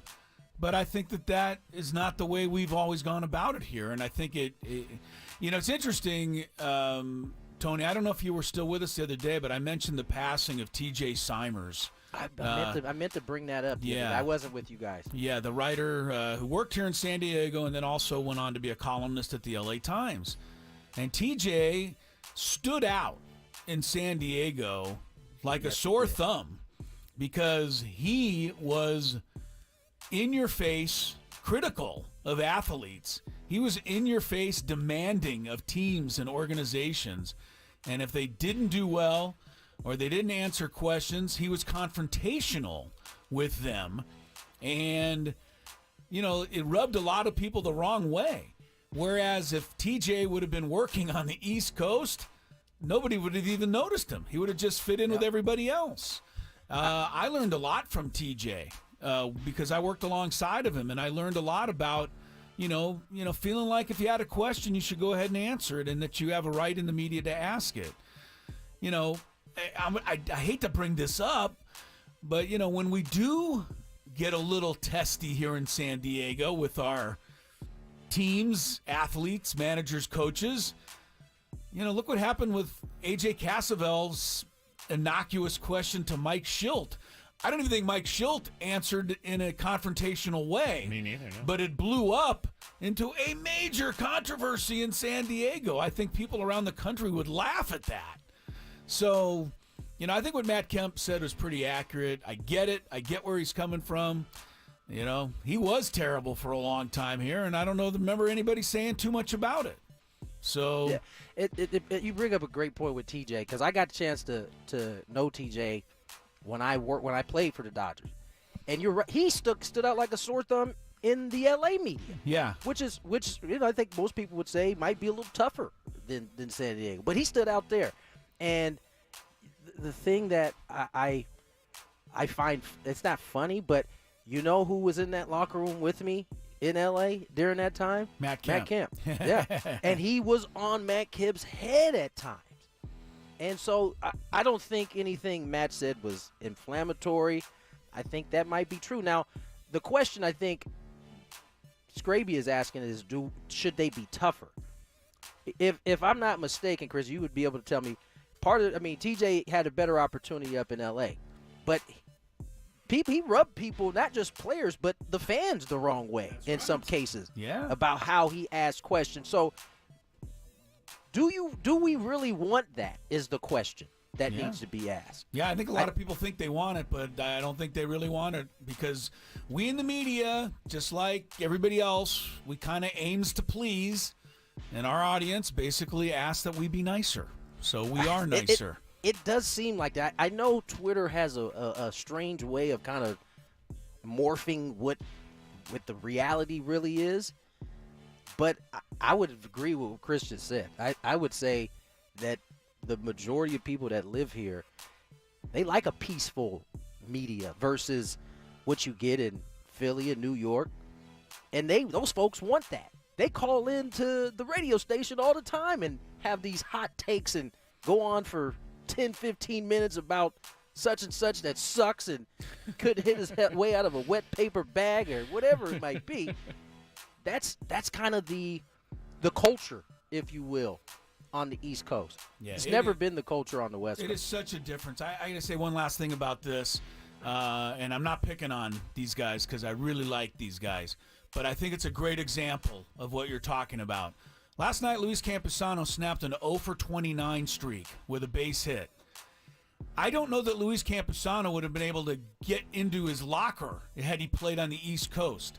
On the West Coast, he snapped an 0 for 29 streak last night. It didn't even get mentioned on the TV broadcast. Not a word was said about the fact that he just snapped that streak. Yeah. And I think that's just a totally different way of going about it. Now, I don't know what Jesse and you guys did, Tony. I'm sorry I wasn't listening.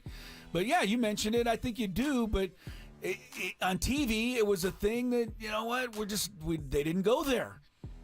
That just doesn't happen on the East. In the East, it's weird. The other part I think is important to highlight is that Matt Kemp is speaking from a different position than most players are, right? I mean, he was a superstar, and so the burden is a little bit heavier. They feel it a little bit more than, say, a Tony Gwynn Jr. would playing on the same team as Matt Kemp. I was on his team the year he should have won MVP, and that's the thing that I think when those guys talk, it's a little bit different than it is for your Luis Campasanos, myself, or some of the guys who are further down the roster, if you will. It's a different set of rules, and I think that's maybe what Cam was kind of speaking to. Well, I know he put it to fan base, but it's really all kind of the same ball. Yes. I think we're going to have a carryover, but that's because you asked too good of a question. No, Sorry. we're not. We can't have a carryover today. That's just not a possibility. We're going to have to speed up a little bit. But, all right. Next time I go into the clubhouse, I'm just going to take a big trash can. I'm just gonna say, tear into hey, people. Everybody, hop in. This is what you are. That's right. I mean, I get it. I do. And I've been really, really searching my sports talk soul to figure out if I'm doing it wrong. I don't think I'm doing it wrong. I don't think we're doing it wrong. I would like players to stop blaming the media for them not playing well, though. That's not cool. And you think Matt Kemp was doing that? That's what you got from that? He's blaming the media for not playing well? I took from it that the media didn't push him, so he didn't play well because he didn't need to. Yeah. All right. Maybe I'm off. But anyway. Number 4. Should stop while I was ahead. Move over, J.J. Redick. The Los Angeles Lakers are targeting UConn men's basketball coach Dan Hurley as the franchise's next coach and preparing a massive long-term contract offer to bring the back-to-back NCAA national champion to the NBA, sources told ESPN. The Lakers have had preliminary contact with him, and they're going to escalate discussions in the coming days. He has been at the forefront, apparently, of the Lakers' search from the beginning of the process, even while the organization has done its due diligence, interviewing several other candidates, sources said. Tony, we'll get to you in a second. Chris? I know. I'm sorry. It's okay. Is he the right guy? I think he would be. First of all, I love this because I love any time every single reporter in the entire league is wrong. This just pleases me, because all these people out there racing to be first and everybody's saying it's a done deal and J.J. Redick, et cetera. So I kind of love that this happened. I think this guy's intense. He's going to, I think he'll get the most out of the Lakers. Now, I have one word of caution to Dan Hurley. And he himself is going to have to figure out a way to just relax a little bit. I mean, you've watched him on the sidelines, Tony. He goes absolutely No, I need all that. bananas. You want all that, huh? I need all of it. Okay, well, you can have it, but he'll never make it through 82 games doing that. You have a coronary. Yeah, he will. I mean, on every traveling call. I mean, but yeah, I think Dan Hurley's a good call. I will say it always comes down to the players and the organization around you. Billy Donovan was a 2-time back-to-back NCAA championship coach. He can't win anything in Chicago, but I don't think it's because he can't coach. I think it's because he didn't have the right players. So Dan Hurley will have some great players, and I love that. I think this is a really good. To me, it's a very like pat the Lakers on the back, for thinking a little outside the box. Yeah. All right, Tony, you're the Laker guy. Is he the right guy for your team? I don't know if he's the right guy, but I like him more than I like JJ. I'm sorry. He is actually coached. That should be the number one thing. I'm sorry at this point. He is actually coached in a high-level collegiate game. I honestly hadn't even thought about the titles until Chris brought it up. I'm just strictly thinking about a guy who seemingly holds his players accountable and coaches his rear end off. Offensively, we got a chance to see the UConn offense up close a couple years ago. And then we saw it. We couldn't guard it. Yeah. Well, to be fair, no one has been able to guard that's it. right. That's right. And I actually caught him and JJ Redick on the podcast talking about some of the and Skraby's going to actually love this, actually. Talking about some of the offenses, the unique offenses he had. And JJ asked him where was his muse, I guess, for this offense. And you know what he said? What? Shanahan. Oh, wow. And all of the different motions that they run, he's kind of taken some of that and put it on the basketball court. And the mere fact, and it was a straight-up nerd fest listening to these two dudes. I didn't even understand some of it. But the mere fact that he could think outside the box like that and see football and find a way to apply, that intrigues me so much. And I would love to see a guy like this, mainly because I listened to him talk about how he recruits and how he's been able to set the culture at UConn. And he was talking about how when he goes to watch kids, he's not just watching the kid, he's watching the parents. He's watching how they interact with the other kids, how the kids gravitate towards said player. Like, this dude seems like he's got a good understanding of what it takes to put a winning culture out there. So I'm on board for Mr. Hurley because, he's got some experience. Yeah, he does sound like he's legit, too. Yeah, he covers all the bases. Number 3. The MLB London Series is this weekend, and the Mets and Phillies are going to skip their 90-mile drives and play in London this weekend. I just found out, or I remembered today, that the London Series was coming up, but it's just a 2-game series. So, Tony, if you're going to go all the way to London, shouldn't you play more than 2 games? Same could be said about Korea, I know, but that was also a week before the season. Touche. No, I don't. No, I don't think so. You don't need to play more than 2. I mean, these guys if they're flying anyway like we were flying, it ain't gonna be like a regular flight. It's a really nice flight. You're gonna be well rested. Schwarber will be able to stretch out. He's not gonna be in the middle of the back. No, he won't. It's not ideal, but you know what they don't have to worry about? They don't have to worry about the adjustment period. Like, we went for a week, got adjusted, then came back, and those first 4 days trying to adjust back, it was rough. They won't have that or have it as extreme as we did. So I don't mind the 2 games. I think it's a great way to kind of show off your game in a different place. And I don't necessarily think you need 3 games there. One of my friends lives in Philly. She's a huge Phillies fan. Her son's a huge baseball fan. They're going to London for this series. So if that tells you anything about fans following the teams, that's kind of cool. Yeah, well, a lot of our fans went to Korea. Yeah, of course. Yeah. All right. You want to fight me about it, Chris? I do. You want me to hop in the trash can? Well, I'm in the media here, and I'm in a fighting mood now. You're going to hold me accountable. I'm in a fighting mood now. Yeah, I agree with Tony. I'll just say this. I think what will be proven this weekend is that the Phillies can beat the Mets in the United States and in the UK. So, it doesn't matter. That's all I need. Okay, here we go. Number 2. The NHL's newest franchise in Utah is close to choosing its name. Now, there are some cool names on this list, in my opinion, and there are some bad names on this list, in my opinion. But here they are. 6 potential names. Number 1, Utah Blizzard. Then the Utah Hockey Club, Utah Mammoth, Utah Outlaws, Utah Venom, and my personal favorite, Utah Yeti. So, Chris, which one do you like best? I think Yeti's going to win. Everybody seems to want Yeti. Oh, really? I haven't seen anywhere that people don't want Yeti. In fact, I think in Salt Lake City around there, they're already starting to call them the Yeti. Oh, wow. I didn't know all this. My second place finisher Please do not say Hockey Club. Would be the Utah Hockey Club. Because I love the Washington FT, and this would be like bringing them back. It's so lazy. Oh, it's so unfortunately. It's totally lame. I totally agree with you. Yeti's going to win. Case closed. All right. So, I don't think there's a lot to this. But you don't like the Kraken. Are you okay with the Yeti? I don't like the Kraken. I do like the Yeti. You like yes, okay. I do. They should have called them the Big Feet then. Tony, which one do you like best? Yeti will probably win. I like the Venom.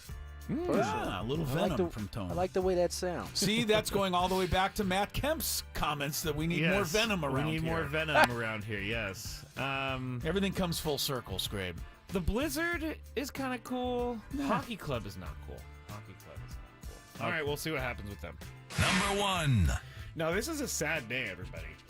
Rubio's Coastal Grill, which began in San Diego more than 40 years ago and once had close to 200 restaurants, announced yesterday has filed for bankruptcy protection with the goal of selling the business. The company did, however, stress that the existing 86 Rubio's locations, most of them in California, will remain operating while the Chapter 11 bankruptcy process proceeds. Tony, did you like Rubio's? Did you like Rubio's? Yes. Did. Yes. Definitely like Rubio's. Been on it since it opened here in San Diego. My kids love it. I'm a big Rubio's. The original fish taco. Mm-hmm. There's one right down the street that I have to talk myself out of stopping at all the time. Chris? Well, there's a lot of reasons to like Rubio's. I mean, number one, Ralph was an Aztec for life. Yeah. So, I feel badly that this has kind of, come to this point. I've seen actually a lot of commentary about Rubio's and how this is an example of how awful our economy is. And I've also seen about the $20 minimum wage for fast food workers. Right. There's a lot of little political things coming into this. Why can't we just, play it for what it is? This has been an incredibly successful business for a long, long time, and maybe not everything lasts forever. But I will say this about Ralph Rubio and Rubio's. They should be somewhere in the fast food or restaurant Hall of Fame. They truly should. I mean, because every time you order a fish taco at a restaurant, anywhere, it's because of Ralph Rubio and what they did. I mean, I think it's amazing. And I've loved Rubio's forever, and, very saddened by this news. Which one was more sad for you guys? Soup Plantation closing down or Rubio's? Chris had a visit. Go ahead. Soup Plantation for my wife and kids for sure. Like, I literally will walk home today, and they'll be like, man, I miss Soup Plantation. Just randomly. So I would say Soup Plantation for them. It'd definitely be Rubio's for them. What do you think, Chris? I was walking the dog the other day, and I turned to Lori and I said, I miss Soup Plantation. No, you did not. I swear to God I did. Oh, my goodness. That is Loved. so strange. We used to do the old person's Sunday afternoon dinner at 3:30. The blue plate special? At Soup Plantation. Lori and I'd go over there before the sun went down on Sundays. I miss Soup Plantation. I can't even. I don't even know if my wife would be happy with me for saying it. But she sure enough used to make my children younger for those for the meal deal. Oh yeah. How old is he? How old is she? She's 9. All right, more Gwynn and Chris next when we get back on 97.3 The Fan.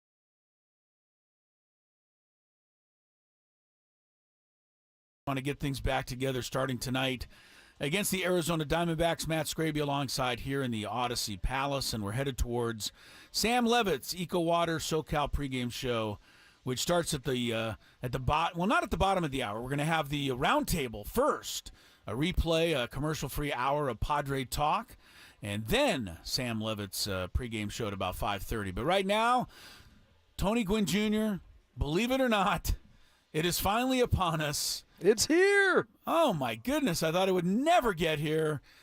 The 2024 NBA Finals. It's been over a week since anyone anywhere has bounced the basketball. And finally tonight, the Boston Celtics and the Dallas Mavericks get after it for the NBA championship. Boston's a big favorite. They're the number 1 seed coming out of the East. Dallas was only a 5 seed coming out of the West. But on the surface, Tony, there's a couple of things, and we can break the series down a little, more closely. Yeah. But I look at this. Boston played in the East, ran away with the best record in the league, etc. But the Eastern Conference clearly is not as deep as the Western Conference. It's just not. There's not as many good teams there. So it makes sense that Boston would have a better record. It also makes sense to me that Dallas would finish in the middle of the pack in the West a little bit. But Dallas, really impressive in the playoffs. They beat a really good Clippers team. It didn't hurt Dallas that Kawhi Leonard got hurt. But they also took out the number 1 seed, Oklahoma City, and the number 3 seed, Minnesota, which a lot of people, including myself, really liked. So I think Dallas has a better than average chance in this series, and I think they're getting overlooked. What do you think? I think they are. And, if you were listening to our show last week, I'm sure, or was it this week? I think it was this week. I'm sure Kevin Smith made you feel like there was, or Keith Smith made you feel like there was no shot for Dallas. I think there's a good shot. Now, the Celtics did dominate this series during the regular season. They won 2-0. The games weren't like, nail biters, right? It was they won by some distance. But this is a different monster that they're dealing with now. I think the Lively kid being healthy, they got some big bodies that I think can help. And, I just think we're going to see how good Joe Mazzulla is in terms of being the first one to figure out this backcourt for Dallas. With Luka and Kyrie operating at seems like full capacity right now, they are a problem. And I kind of brought it up last week or earlier this week when we talked about it. What they did so well in that series against Minnesota, in the NBA playoffs, your best players eventually in that series start to get doubled. But they made it all. Jason Kidd made it almost impossible to double because he was running things from the middle of the floor. And so one of the rules is if you're going to double, you want to try to double in like the corners or places where it's a little bit harder to maneuver. When you got 2 guards like Luka and Kyrie and they're operating out of the middle of the floor, pick and rolls, hunting matchups, I want to see what Boston's going to do what's going to be their answer. I know they said to drop coverage, but again, you can't play both of those guys the same way because they do different things. So I think Dallas has a good chance to pull off the upset against the Boston Celtics. And quite frankly, I hope they pull off the upset against Boston Celtics. I don't want them to get another championship ahead of the Lakers. Well, I'm coming at this from the same angle you are, Tony. I really like to see Dallas win this thing. And that's coming from a guy who has said many times that I'm really not a great fan of Luka Doncic. I am a great fan of Luka Doncic when he plays and just plays basketball. When he focuses on the officials, he drives me a little crazy. I've also been on record as saying I'm not a big fan of Kyrie Irving. But you know what? I'm coming around to Kyrie Irving. He's playing great basketball right now. He's minding his P's and Q's. He's not becoming a distraction anymore. It's not all about him. It's just about him going out and playing great basketball. So these two guys, I'm kind of turned the page on, and I'm looking forward to watching them both play. The other thing is, I really think the Celtics have been lucky. I've never seen a team with as much good fortune. You look at the fact that the Milwaukee Bucks were one of their top, teams in the East until Giannis and Dame Lillard went down. Yep. So then the Celtics basically, that eliminates Milwaukee. Then Jimmy Butler goes down, and he's tortured the Celtics over the last few years in the playoffs. They don't have to deal with him. Then the Knicks get eliminated because Jalen Brunson gets hurt and everybody else on the Knicks. And their whole team. Right. And so then the Cleveland Cavaliers come along, and the only player they have is Donovan Mitchell, and he gets hurt. Yeah. And then finally Indiana and Tyrese Halliburton goes out for the last 2 games. So again, that's not the Celtics' fault. I mean, they've done what they've had to do, but I just still believe Boston's a one-trick pony. I know I'm probably wrong, because I haven't watched them all season, but whenever I've watched them, it's all about the three-point shot. And if they try 50 and they make 30, they're going to beat you. You're not going to be able to keep up with them, but I don't think one style of play is good enough to win it all. There's nothing that irritates me more than hearing, well, it's a numbers game. If we put up just more threes, I mean, that just takes like all of the competitive part out of it. If you just boil it down to, well, if we shoot this amount of threes, we're bound to eventually beat you. Not because we're better, just because we're shooting more threes than you.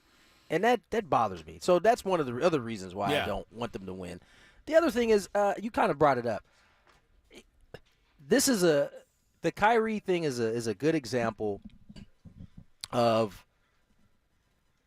some humility and growing up. And I think he's kind of spoke on it himself in terms of where he was at in his life when he was in Boston, and quite frankly, where he's been, what he's gone through over the past 3-4 years. There seems to be a recognition that, I had some growing to do. And so when you hear him talk about it now, he comes off to me, at least, as someone who has embraced the kind of learning curve that he had. And you're right. He's been he's been a good citizen of the Dallas Mavericks this year. He hasn't had no distractions, no nothing, just balling. That's it. And I'm happy for him. I want to see him and Luka get this championship. Yeah, when Kyrie Irving, as you say, balls, he's really one of the best players you've seen in a long time. This guy is really, really something to watch. Now, we know the superstars are going to be good. I don't know that they're going to necessarily cancel each other out like a lot of people are saying. I mean, Tatum and Brown are going to do their thing. Luka and Kyrie are going to do theirs. But a guy that I'm interested in watching in this series, because I do like this guy, even though he's with Boston, and that's Derek White. To me, he's kind of a self-made, poor man superstar. I mean, he can take over a game, not just with his three-point shooting, but he's a really good defender, on-ball defender. And, if you're going to take away his three, he'll drive in and make some plays that way too. So I think he's going to be a key guy in this series, because if Boston has a third weapon like him going, then it is going to really be difficult for Dallas. Yeah. And to me, he's one of the keys to this series, how he plays. What do you think there? I agree. I mean, he could be the X factor in this whole thing. I think he has that ability on the Celtics side. I think Lively has to be that guy for Dallas. If Luka's getting in there and or Kyrie is getting in there and he's getting those lob dunks all game long, it's going to be a long series for the Celtics. If they can just limit it to just Kyrie and Luka doing the work, then I think that plays well to the Celtics. But if Lively's able to kind of do what we've seen him do the last 2 series, which is hang out at the rim, catch those dunks, set the screen, roll to the basket, and get these easy buckets, I think that's the way that Dallas ends up winning this series. All right, so I think we're both going to pick Dallas and take our chances there. The NBA Finals finally get underway tonight. But here's hoping, Tony, that this is the last time you and I have to talk about an NBA Finals with somebody else's teams in it.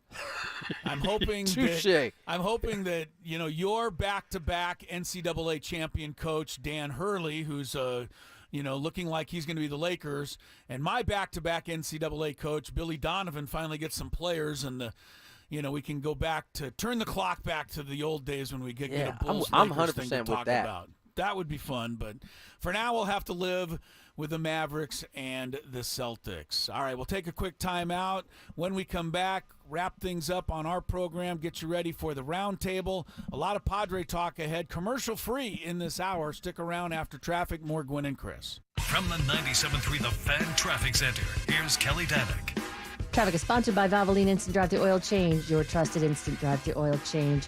Apparently, a lot of folks need to get their vehicles in for some servicing. We've had numerous stalled vehicles. Got one clearing from the Jackson Drive on-ramp to westbound 8. Also reports of a stall on southbound 15 past Arrow Drive, not showing if lanes are blocked. Northbound 15, right before Camino del Norte, stalled car in middle lanes. Then up ahead before Felicita, got another stall. This one is in the HOV lane. Cordell and Cordell traffic cam shows a collision on southbound 805, right before Murray Bridge. Car and motorcycle involved. They're over the right shoulder. Stop by Anna the 30, San Diego Valvoline Instant Oil Change Centers. You don't have to get out of your car. It usually only takes 15 minutes or less. Plus, get a free courtesy check of your tires and battery. Visit SoCalOilChange.com for directions and discounts. SoCalOilChange.com. I'm Kelly Danick with Gwynn and Chris, San Diego's #1 sports station, 97.3 The Fan.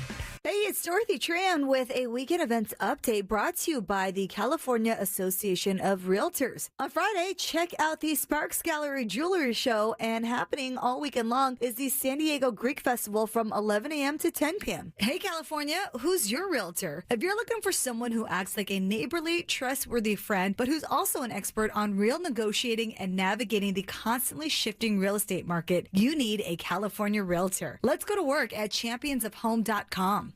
The More Bang Less Buck menu at Carl's Jr. feeds your inner thrifty beast. 4 burgers and a lot more, all under $4. Like the juicy charbroiled Cali Jr. and the spicy chicken sandwich you just gotta have. Because you're financially responsible, die-hard burger lover deserves to save. The Carl's Jr. More Bang Less Buck menu, all under $4. Take that, inflation. You're burger rich. Be burger! Get burger.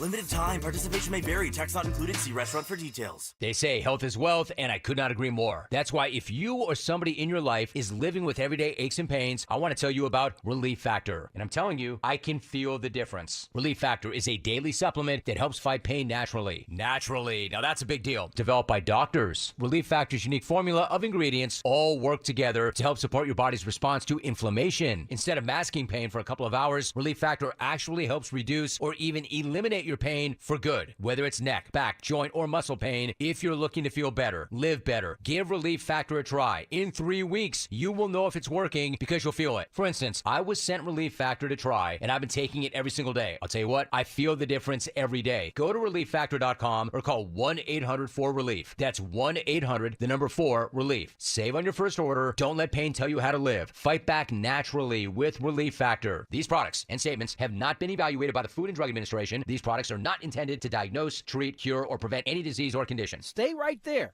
Gwynn and Chris is back in 2 minutes. It's a mystery where Old Spice finds its amazing scents like Himalayan sea salt, but I'm thrilled they have because no other body wash exfoliates and moisturizes 24/7 like Old Spice Gentleman's Himalayan sea salt body wash. Now, if only there was a mountain range separating the Indian subcontinent from the Tibetan plateau where I could hide my Old Spice and keep my family from stealing it, my impossibly smooth skin will finally be safe.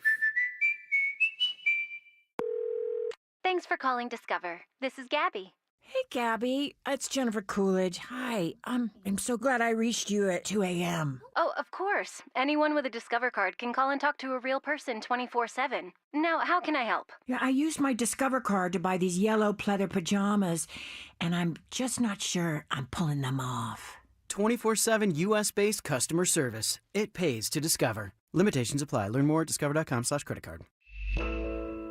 For the ones who know safety isn't a catchphrase, it's a culture. And the ones who help make sure everyone makes it home safe. For the safety-minded who watch everyone's backs, Grainger offers supplies and solutions for every industry, as well as safety assessments and training to keep your facilities safe and your people safer. Call, click Grainger.com, or just stop by. Grainger, for the ones who get it done. With your choice of select sandwich, nugs, fries, and a drink, Wendy's $5 Biggie Bag is your go-to. Your nugget wingman. Your hot and crispy fry co-pilot. Just like us. We're like the bag boys. What? Bag boys, what you gonna do? What you gonna do when we bring your food? For a deal you can count on, bet on Biggie and choose wisely. Choose Wendy's. Bag boys, bag boys. U.S. price and participation may vary. Includes choice of JVC or crispy chicken sandwich with 4-piece nugs, junior fry, and small soft drink. Third-party delivery pricing may be higher.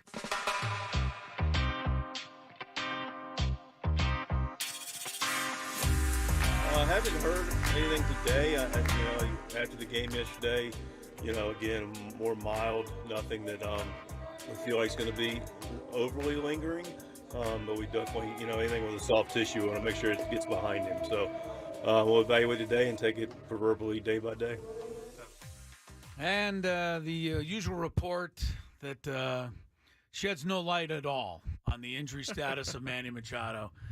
It's not Mike Schultz's fault. He's the manager. I know he has to protect his guys, his team, but I wish they could give us a little something. And I really find it hard to believe that the manager of the baseball team went this entire day until 3:30 when that was recorded about an hour ago without hearing a single word, either yay or nay, about the health of Manny Machado. It's almost impossible for me to believe that. Well, he has to when he sits down to build the lineup, he has to say, is Manny Machado Gotta know something, available? right? He's got to know something. Manny's not in the lineup. So that is really, in my mind, all we can glean from the knowledge that we may have about Manny's health right now. He's not in the lineup, so he's not good enough to be the starting lineup tonight. Yeah. And I doubt... And he's not on the IL. No, he's not on the IL. But I doubt, and I'm reading between the lines here, but I doubt that he's even available for pinch hitting duty.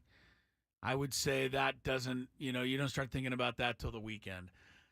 All you can really do is predict because they won't give you an answer. They won't tell you anything. It's all proverbial day to day. So, all right, let them not tell us and that leave us to guess.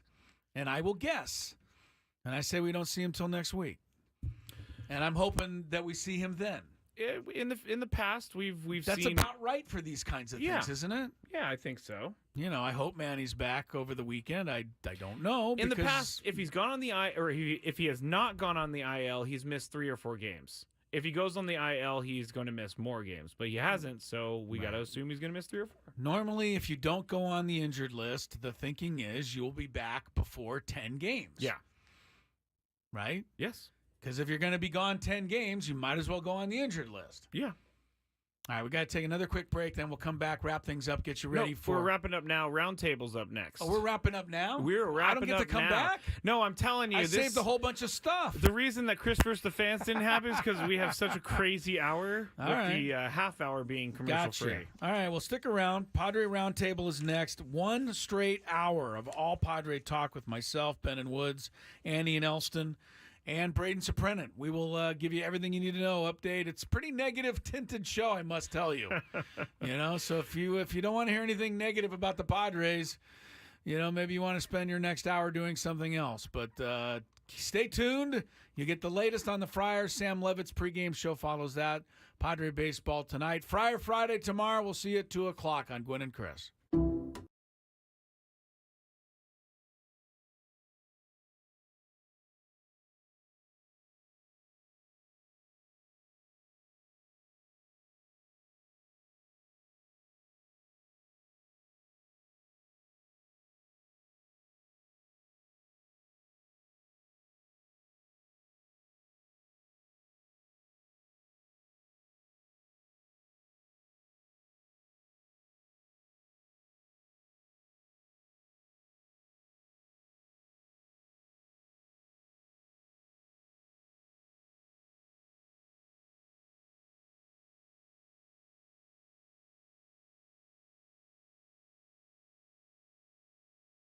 Fan crew together to bring you the most in. Saw it actually. Fan crew to probably the gnarly. Fan crew to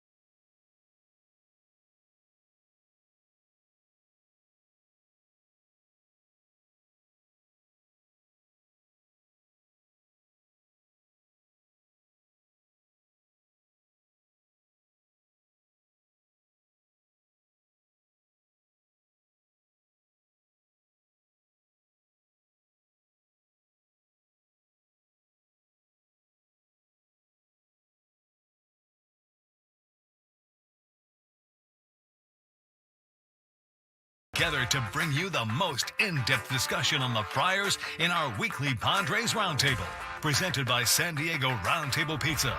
Here's your host, Ben Higgins. All right, I think we're on. We're just kind of settling in hello. here to the Padres Roundtable, presented by Roundtable Pizza. We've got most of the crew in today. Did everybody hear me say we should all have upside-down logos on our microphones? Yeah, this is going to be probably the gnarliest of our roundtables so far this season. Coming off the 3-game sweep by the Los Angeles Angels, let's introduce the cast of characters. I'll start with Annie Halbrun from Annie and Elston. Good morning, Annie. Good morning, Ben. How Good are morning, you? everyone. I'm We've great. got Braden Soprenit sitting in again as well. You're a producer. Hello, Braden. I'm doing well, thank you. My co-host, Stephen Woods, sitting in the middle there. Just here so I don't get fined. Next to Craig Elston from Annie and Elston. Yeah, I am here, in fact. And Chris Zello from Gwynn and Chris. No Gwynn today. We're not sure. I think Tony's just too despondent after what happened the last 3 days. I really wanted to ask Tony Gwynn Jr. about his bomb in Cooperstown. I've been waiting to talk to him about it. Did you ever get to see the actual? I saw the video. Saw it actually happen. I saw the video. It looked like pitch down and in, and he just. Jose Contreras was that who threw? Was actually a one-time All-Star in 100%. Major League Baseball. Oh, yeah. So that was a legit pitcher. Fastball. Although Braden Soprenit, I told him about that last night, and he goes, "Yes, well, Everett Cabrera once made an All-Star team." That's true. He was That's trying to true. put down Jose Contreras. Oh, it was not. Wasn't nice. That's the context. It's a legit pitcher. It's called context. Well, we've certainly seen some bad baseball in the last few days from the San Diego Padres, but let's try to put our finger on the reason why they are playing the bad baseball, because there's a few different options out there. And one thing that Mike Schilt has said all year long, he wants his team to have an aggressive identity. Go out, take those extra bases, and be an aggressive team. He'd rather them make mistakes by being too aggressive than too passive. And I think we can all agree, no one likes a team that doesn't take any chances. If you're never getting thrown out on the base paths, you're probably not trying hard enough. However, we have seen a string of base running mistakes, punctuated by Luis Ariz in the first inning, running the Padres out of a potentially big inning in the series finale against the Angels. So, Chris, I'll start with you today. Are the Padres too aggressive on the base paths? Do they need to back it off a little bit and stop running themselves out of potential big innings? Yes, on the surface, but beneath the surface, I don't think so. I think they've got to keep trying and pushing the envelope. They got to make some better decisions. I think the worst decision, Luis Ariz, obviously it wasn't a good decision. He got thrown out by quite a bit. Ha-Seong Kim going to third base on a leadoff double the other night. Wasn't really thrilled with that decision. But I think they're at least trying to make some things happen. The one that's bothered me the most was sending Profar home the other night with Manny coming up and what would have been second and third and the tying and go-ahead runs on base. I think you got to be smart aggressive. I don't think they've been smart aggressive. So they got to figure out a way to do it with a little more intelligence. But you're still going to make some outs. But some of these, you're losing one-run ball games, Ben. So it's coming back to get them for sure. Craig, does Mike Schilt need to back off the aggression talk for his team just so they feel comfortable not going from time to time?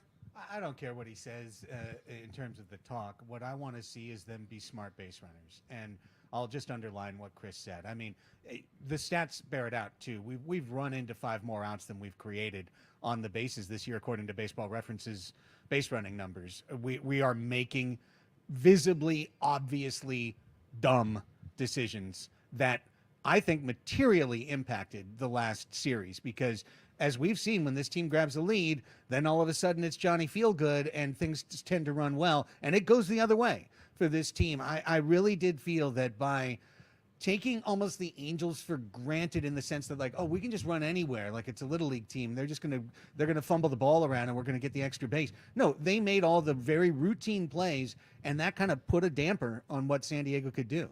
Woods, when you are trying to win with a lower payroll, it's not impossible, but you do have to win sometimes on the margins, and base running can be one of those margins that are the difference between a one-run win and a one-run loss. Yeah, I think, at any level, if the play's in front of you, it's right in front. And these are the ones that killed me, that all these plays are right in front of them. I mean, these guys are good baseball players. They're smart baseball players. They've been playing the game a long time.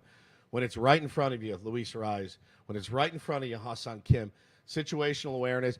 If the ball skirts away from the catcher and you're trying to get to second base and you get thrown out, I got no problem with that, man. You're trying to get in a scoring position. That's aggression to me.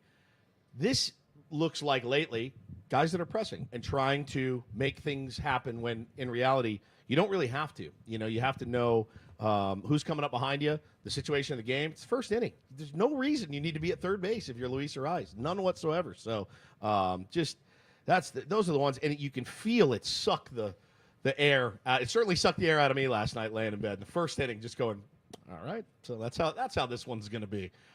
It's just really frustrating to watch. For Annie and Braden, and we've talked to enough of the players. I think fans sometimes say a team that's bad at base running, well, they just get a bunch of dumb players who don't know baseball. That's not the case. I mean, these aren't dumb ball players who don't know what they're doing. So why, Annie, would otherwise fairly smart baseball players be making so many mistakes on the base paths? I think it's trying to get that win, and when you don't have the offense going like you want to, you're not. They like to talk about creating opportunities. The more opportunities you're creating, the more you'll be able to cash in on them. And so some of them aren't going to work out, but you're going to be able to cash in on the other ones. And they just haven't been able to do that because their offense hasn't been clicking. So you're still wanting to get that aggressiveness and have that going, but it's just been a little tougher to stomach when they're running into those outs and then there's not really enough offense behind them to make up for it. So I like the fact that they're aggressive. I think, yes, they absolutely have to be smart about it. I like that they don't play scared. As players, I've talked to them about this, and they will bring up managers who haven't let them play this way. Yeah. And they love that they are allowed to play this way, that they're given the green light to play this way and to use their instincts and play smart and build the kind of player that when you get into a playoff run, hopefully, you know how to take those few inches, you know what I mean, to get a win. So they love that style of it. I'm sure they're being talked to about running into the outs, but I think a lot of this is what you guys were talking about, just not being able to gather enough offense to make up for those blunders either. Well, the number you laid out, Craig, is it's clearly not working, right? If you're running into more outs than you're creating, I mean, my kids, if I left them to their own devices, would eat pizza and ice cream for dinner every single night. I can't let them do it. As a good parent, I cannot let them do it. I have to put my foot down at some point and say, enough's enough. I gave you a shot. Now we have to rein it back in a little bit because this team has shown the ability to string hits together. And, no one's going to be mad at Hassan Kim if he stops at second on a double. No one. No one's going to be mad at Luis Ariz if he stops at second. He's in scoring position. Nobody out. Big guy's coming up. No one. There's not a person in the family. You probably should have taken 3 there. No chance. You're in scoring position. It's guys trying to do too much to make up for the lack of maybe some other things that have not been happening. Braden Woods brought up the word pressing. We heard that a lot last year as well, especially later in the summer when they were trying to make things happen. Do you see the base running blunders as a sign of pressing from the San Diego Padres? Maybe a little bit, but to me, and I, obviously with my ties to USD baseball, being a part of their group, I get a lot of teaching points from Brock Ungrich, who learned from Tony, learned from one of the best, and one that he uses all the time that I now use as a coach, for a different sport is if you're going to fail aggressively. And I kind of love that philosophy of letting kids go out there and take some chances. Go take some chances. You might make a really big play. You might make a really big moment in the game. But I do think there's a difference between being aggressive and being reckless. And I think they're kind of going through that experiment right now. I mean, I could do the same thing in football where I tell a defensive back, I want you to jump that out route. Like, go, if you think you got it, jump it. Go get it. But the problem is if he jumps it and he misses, that receiver's going to take it about 80 yards down the field until the safety tackles him. Yep. And so when you come off the field after, it's like you can't get mad at the guy because he did exactly what you said. He was being aggressive.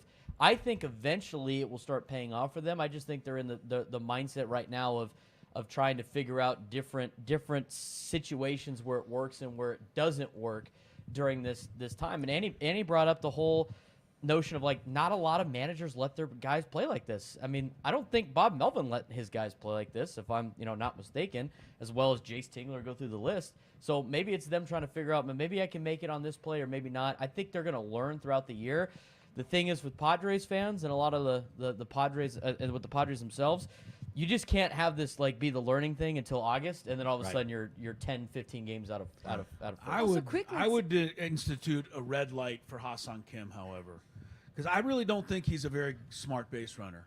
I don't care for the word dumb, which was used earlier, but I don't think Ha-Seong Kim is an intelligent base runner. We'll say savvy. He's not a savvy base I don't even know that he's aggressive. Reckless. He's way more reckless than he is aggressive.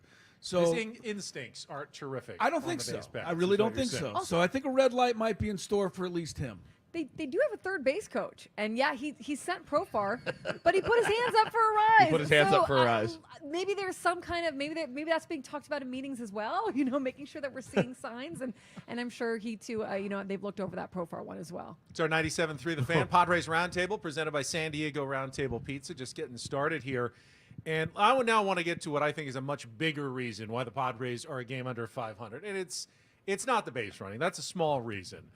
The lack of power, I think, right now is a critical issue for the Padres. Average, they're doing great. Top of the league. On base percentage, fantastic. Slugging, more in the middle. Isolated power, though, near the bottom of the pack in Major League Baseball.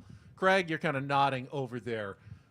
Is there a strategic, is there a structural issue that the San Diego Padres need to change? They need to swing for the fences more, essentially, to become a more productive offense. We replaced a lot of players whose primary strengths were walks and power with the offset of strikeouts, and we replaced them with players that do not have power and don't walk as much, but hit a lot more line drives and hit for a higher average. That's the culture shift that was instituted in this roster. If you want to say it's because Schultz wanted this kind of team, or AJ thought this was a great counter strategy, or if you want to say it's less expensive to get line drive hitters than it is to get power hitters, you can look at it either way. But there's no strategic change that's going to make Luis Arraez hit 25 homers this year instead of 5. Like, we've got a team with very little power. It's when it's working, it's very aesthetically pleasing. It's good for fans. You see these rallies like the 11-hit inning they had last Friday against the Kansas City Royals. Chris, I've heard you talk about how fun it is to see a team that puts the ball in play, hits line drives. But the sabermetric view of baseball would be that you're looking for guys with a higher OPS, that power does matter. Are we seeing some of the negative consequences to A.J. Preller's roster construction Who's now? the cleanup hitter for the Padres most nights now? Richardson Profar. Really not a 30 home run hitter. I think 20s is high, and he hasn't really been very close to that, in the recent years. The other thing I would say, and it's hard to put it on Manny, especially when he's, limping around now today. But if he had 16 home runs instead of 6, they would probably have moved up quite a bit on that power number alone. I mean, he's your power, and he's not producing right now. That's a lot of pressure to put on one guy. But I think he can still be successful with doubles and triples in this day and age, but you got to have a lot of them. Woods, I think it frustrates people sometimes when the nerds are kind of right. When Sure. they tell you that you can't be successful in modern baseball without at least a good deal of power behind some of those numbers, and we're kind of seeing that here. Yeah, I mean, I love home runs. Getting one or more runs on one swing as opposed to 4 swings is really, really a good way to do it.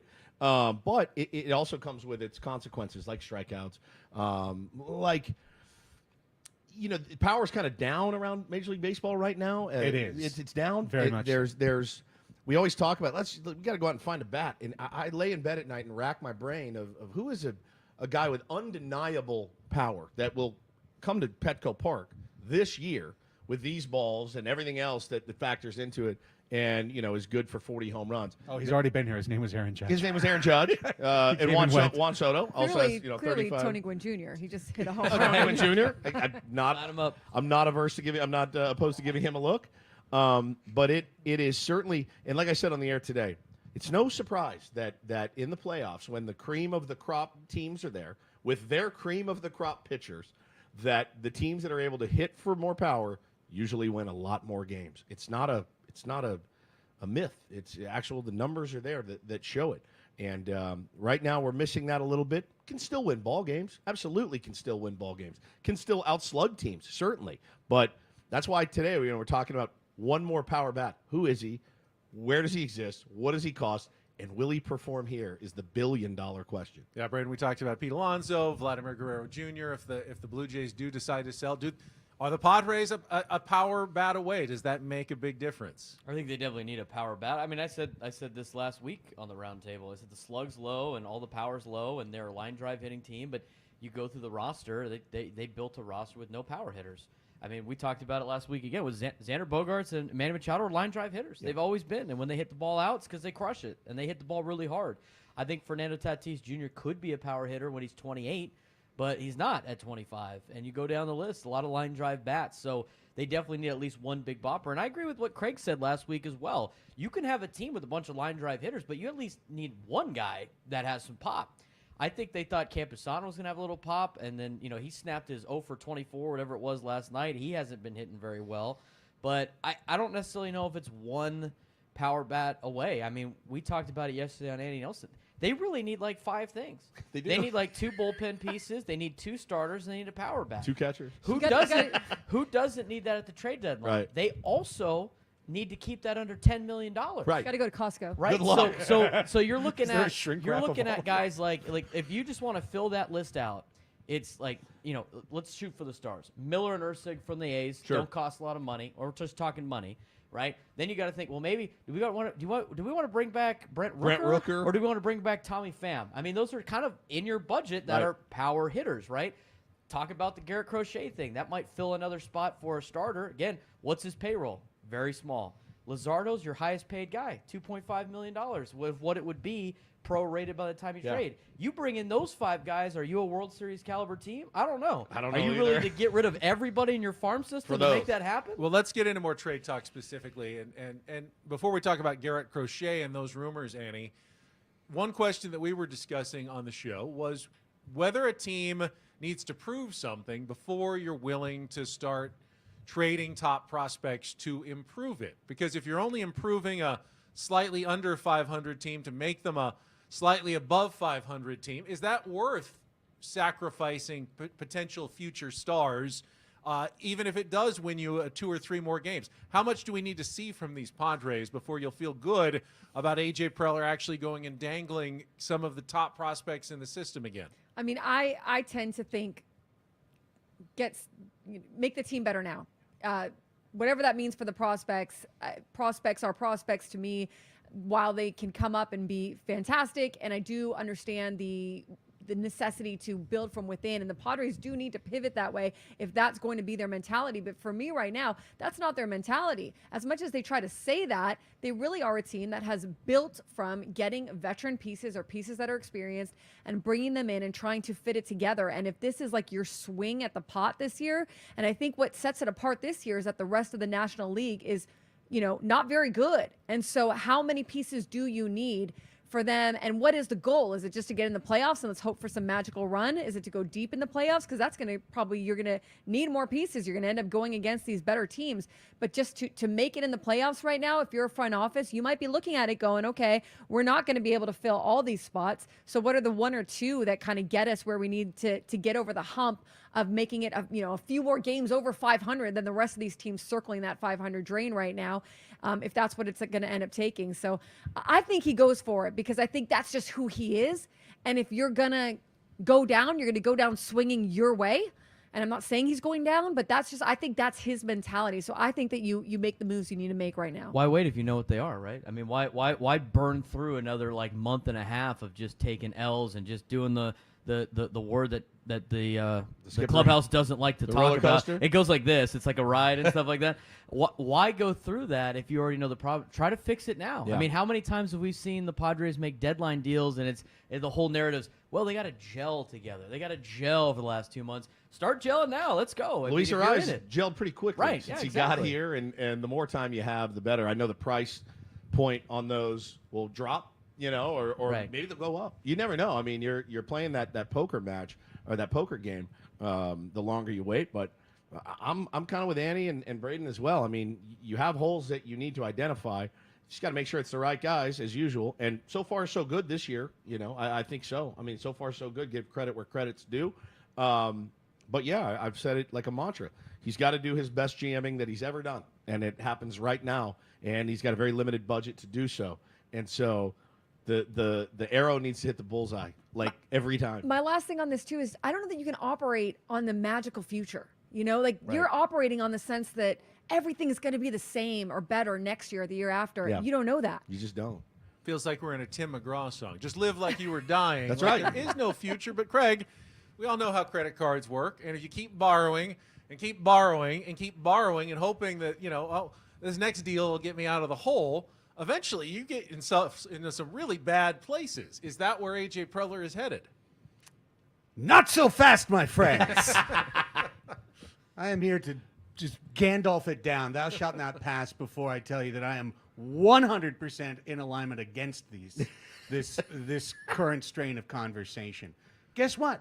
He already did it, guys. Yep. He traded 4 players for Dylan Cease. Yep. That's the biggest trade that's been made in baseball this year, except for trading 4 more guys to get Luis Arraez and have Miami pay his entire contract. So we've already done what you guys have advocated for. What we're now to the point of is we have cut and cut and cut below. Are we going to fire the last chamber? Are we going to get rid of Salas? Are we going to get rid of Snelling, Lesko, Major, DeVries? Because to get the 5-player package, and actually those are pretty smart package, Braden, I liked it. But a 5-player package to get to what? 85 wins? And then we tumble out? In 2020, we overshot, okay? We made 2 really unwise trades in retrospect. Although Matt Waldron might save the Clevenger deal down the road. Right. But Clevenger and Nola cost this team so much that in 2021, the next year, when they needed their reserves, there was nothing to call on. 2022, we took our shot, and everyone agreed, take your shot, 100%. right? Didn't work out. But in 2023, when we needed our reserves, there was no one to call upon. And we had just built it up. We fired it down to get to where we are. They haven't earned it yet, baby. We need to be 10 games over 500 in a real playoff position. We're in the playoffs. We're a game and a half out of 11th right now. We are 2 days out of 11th place in the National League. But isn't it crazy how it can flip? Because Yuki Matsui gets that save against the Royals, and you roll and handle business against Anaheim. We're in here going, all right, we got to go get this guy. You could say the same thing last year when right. Hader gave up the bomb to Mookie Betts on Sunday Night So Baseball. are you saving everyone in a little cabinet for use later? Like how because what's going to happen when everybody's sort of getting older and That's the thing. That's the thing right then there. we have these young players to come in and help you spend the time. You spent all that money on those guys for their prime. You can't punt on their prime years. That's the thing. You got to go all in for these years, and then when You really they're do. old, you're just like, you know what? It didn't work. Are they all in? Because we're getting swept by the Rockies. We're getting swept by the Angels. Where is this franchise? I mean, we're That's all the in one conversation the set. clubhouse needs to have. But where is it? They need to prove to their top guys. They need to prove to the Erics. They've run out of that time, though. They've run because AJ has. And look, there is a corner and a room full of paint, and he's standing firmly in the corner, going, "I've got myself into this. I've got to try to get myself out of it." It's a weird way to, and we've been covering it. We've been here through all these weird trade deadlines and everything else, and it's really good content. It's really exciting. We get excited. Last year when we bought on the margins, we had you on that day, and we all go, okay, all right, yeah, buying on the margins, not bad. Barlow and Rich Hill. It's terrible. It was horrible. We should have gone harder. out. We should have gone For who? harder. I don't know. It just didn't work out. It didn't work out. Any It one was of these moves can terrible. also not work But out. they could. And all those prospects could also not work out They either. also as don't dead have a users. ton of money to spend, so That's it's the like thing. They don't have a ton of money. Are we all willing to get rid of Salas? Well, I would just like to. I don't think so. I would like That's to the thank only you guy for I'd hang going on to. Craig before you went to me, because I was going to say the same thing Craig did, and I wouldn't have wanted to take on all 3 of these guys. So I'm just kind of sitting back because I really think the same that Craig does. I think this team has got to be better what they have now. I don't think they have room to add to it. If you add a bat to this team, Where do they and play? Bogarts comes back, where are they going to play? You're going to have the Adam Frazier problem of a few years ago. Cadillac problems, Chris. Cadillac I don't problems. care. The You answer can't- is it didn't Kim work. is That not in didn't the work lineup. either. I think I pick on Manny, but he's got to hit more than 1 home run a month. He does. Luis Camposano's got to get more than one One hit hit. a month. Fernando, although 4 for 4 last night, still needs to start dominating and playing the dynamic baseball he can play. I think this team, as it's constructed, if these guys play to the level they're capable, is good enough to get into the playoffs. And I don't think adding 5 more guys is ever going to get them to the level where they could compete with the Dodgers or the Phillies in terms of overall regular season record. So just get me into the playoffs. I think this group can do it. I agree with Craig. We've already given away too much. You never even remember prospects' names. That's right. I don't care who they are. And yet he I just agrees know with that I me. need some of them. And yet he agrees with me. I just You know know what they're that I gonna do need is some just of do them. a little of both. A little of the prospects and a little of the money. You know what I'm saying? They're not, Yeah. maybe not going to give everything away. Well, but they can't. Right. You can't. I don't think you can give away Ethan Salas. I don't think you can. I think it's the only untouchable player Yeah, I think they he's the have. untouchable player, and I think everybody else is probably up for debate. In 3 weeks, this entire thing could be different, Ben. And it we could probably be looking will. at being sellers. I mean, Every roundtable is they picked gotta different win. every single Poor week. Ben. It's like we do a roundtable for a different team every week. It's true. Yet It it's still is. the San It's Diego Padres. They make no sense. It's our 97.3 The Fan. Yes, Padres roundtable. Sometimes we're very optimistic. Sometimes we're not. Presented by San Diego Roundtable Pizza. I'm gonna bring up this question. It wasn't even on my notes, but Craig made a great point. Padres have already pulled off the 2 biggest trades of the year. Yeah. And they're talking about potentially the 3rd one with Garrett Crochet, and we're talking about maybe a 4th one to pick up a big bat as well. Finish this sentence, because we don't know the answer and what Eric Katsenda and the Padres front office are thinking. A.J. Preller loses his job at the end of the season if, Chris? We finished lower than 11th, which we're 2 games away from right now. Craig? if they don't make the playoffs. If they don't make the playoffs. Yeah. Woods? They don't make the playoffs. Yeah, don't make the playoffs. Annie? I'm going to say if they don't make the playoffs, then there's another combustible second half. Another swoon. Yeah, another just all over again. because That's really they've, fair. They've That's kind fair. of they've kept Massively him this fair. whole time. I mean, that's my take. All right. Good take. Yeah, I mean, they can really play good take. better, and 2 other teams get absolutely red hot. You don't make the playoffs. You can't necessarily make that the delineation. However, what if A.J. Preller decides to go prudent? Or what if Eric could send in Eric Grupner say, we're not trading any more prospects. This is your team. You're done. They play pretty well down the stretch. They don't make the playoffs. Is that okay for A.J. if he's playing more for the future? Do you want to keep him around? Listen, I said this on a podcast last night, and I'll say it on the show, and I'll say it here. They should put diamond handcuffs on him right now. Like, if we believe in A.J. Preller's ability to restock the farm, that is a carrying trait that allows you to keep him here with the San Diego Padres. When he's given the ability to go hog wild, he makes crazy moves like the Matt Kemp trade. He makes crazy moves like signing Matt Carpenter, just signing guys to wild things that are way too expensive. When he is working within constraints, he's been a little bit flexible, a little bit agile, and a little bit nimble. And maybe at his best. Yes, Maybe absolutely. at his best. So I'm here to tell you, I'm really with Annie. When you said it, I'm like, no, what you said is right. It's not just making the playoffs. It's what's going on with this team. Like, they could look at injuries as an excuse. Sure. If Manny was out for 2 months and Joe's out for the year, they go, hey, you know what? All your high-priced players were on the DL, IL, so et cetera. But if the thing falls apart, then it's got to go to AJ. Why have we decided that this is it for AJ this year? I mean, when did that happen? I mean, For me, it's when Peter Seidler passed away. Made a big difference. Yeah. Okay. Yeah, I never heard Peter say one bad thing about AJ. And then Eric Katsenda at spring training, first thing he said is everybody's job is evaluated every single season. I thought that was a fairly clear message that it might be different this year if things don't go well. It might be, yeah. Might be.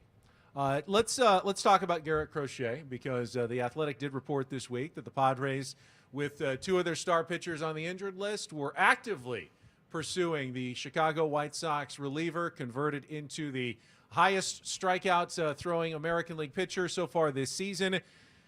Annie, do you feel like that is something that the Padres need to pursue, not knowing what the price tag could be right now for a Garrett Crochet? Well, Garrett Sweater, as I like to call him. Garrett Sweater. I kind of don't get it, because he's on an innings. He's already pitched the most innings that he's pitched in his career this year. Very cool. And so I don't know how he necessarily, if he's going to be available to help. So maybe if you're looking at him like we want him so bad and we want him to be a piece of our future, like our next few years, and that's worth it. and we're willing to pay the money that the money jumps to next year and all that, then I guess I could see it. But I don't exactly know how Garrett helps completely Doesn't right Garrett now. Crochet, we talked to Sarris Woods this morning, Yeah. and he brought up that same He point. domed me out. Something fierce. It kind of screams disaster. Like, It kinda this could be a really bad idea, actually. What's Fetty's contract for the White Sox? Not a lot. It's like 2 years, maybe. 2 years, Yeah. but like not a lot of money either. Yeah, He's a maybe, more interesting guy to me than Garrett Crochet. Garrett Crochet has nasty stuff, but Yes. for what, a week, 2 weeks, 3 weeks? He's already surpassed what he's done in the past. So I don't know, man. It seems very risky to me. Chris, could it work out in that they need someone for at least the next month or two until they get their rotation fully healthy, and after that, they could move him back to the bullpen. They could save some of his arm for later in the season for October. If they do eventually get healthy, he's just the stopgap for the next couple of months. No. Well, I don't know. Have you seen him in the cages? Can he hit left-handed pitching? Because that's what I think. That's what they need. In my mind, I'm probably I'm not the only one. Craig doesn't think they need to make any trades. I certainly wouldn't go get Garrett Crochet. I don't think that fixes what they really need fixed. So, to me, if you can find a way to get a big bat creatively, I think that could change some things. But otherwise, the guys on this team are just going to have to perform better. I think the constraints are there, and I think they should stay on A.J. Preller. Stay the course. Try to get into the playoffs with what you have this year. As Woodsy said, if they would have won 3 of the last 5 instead of lost 4 of the last 5, we'd be sitting 2 games up on a wild card spot, and we'd just be moving ahead. If my aunt had she'd be my uncle. I get it, but next week we'd be sitting here and they could be back in a wild card position and everything's fine. It can all Or change. we could be sitting in 12th. I don't know where we're going to be sitting, but season. Why do we react so much to 4 games? I can tell you, you know what? Somebody mentioned this to me, and I thought it was really solid, and I kind of wanted to bring it today. And to me, it describes what we're all going through. When you've got a great baseball team and you lose a couple of games, no big deal. You'll get back to winning here shortly. If you got a lousy baseball team and you lose a couple of games, so what? You pile them in with all the rest and you go back out. But if you've got a mediocre baseball team like we have, every loss seems to be the end of the world. It's excruciating. And I think that describes the Padres and what we are all going through to perfection. For the last few years, right? And it's Yeah. not a 4-game stretch, Right. man. Like you mentioned, it's a year's problem. Like a 350 It's game stretch. 350 And every game win is like a stretch. World Series. Right. But Same I'm thing so on glad, the other side. I'm glad you brought it up, though, because 2 weeks changes everything. It does. It can change everything. Yeah. In fact, I'd like to surprise you, Chris. I have a trade I'd make today that I would make today for the San Diego Padres. I wouldn't have let Kevin Pillar leave without getting on the team bus for San Diego. A veteran who's having a resurgent career. 100%. He can really run it down in center field. I mean, no matter what, he is one of the great center fielders and has been in baseball for a long time.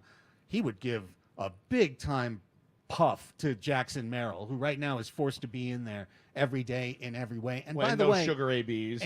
right, and he's killing left-handed pitching, and he is a veteran on a nothing contract that you could get for literally a single A Lake Elsinore kid could get you Kevin Pillar tomorrow off of the lousy Angels. Those are the kind of moves.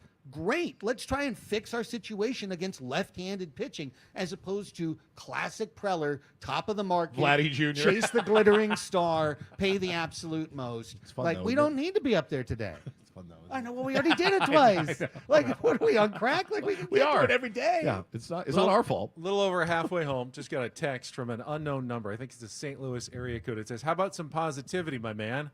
All right, let's talk about something on the positive. I'm kidding. I do want to get to a slightly more positive Spicy, topic. Ben. He went there. He did that. The All-Star voting opened this week for the San Diego Padres. Annie, how are we filling out our Padre All-Star ballot? You are bringing Jurickson Profar home to where his career started with the Rangers, Yep. and you're also bringing Robert Suarez to the All-Star game. What about Fernando Tatis Jr., Braden?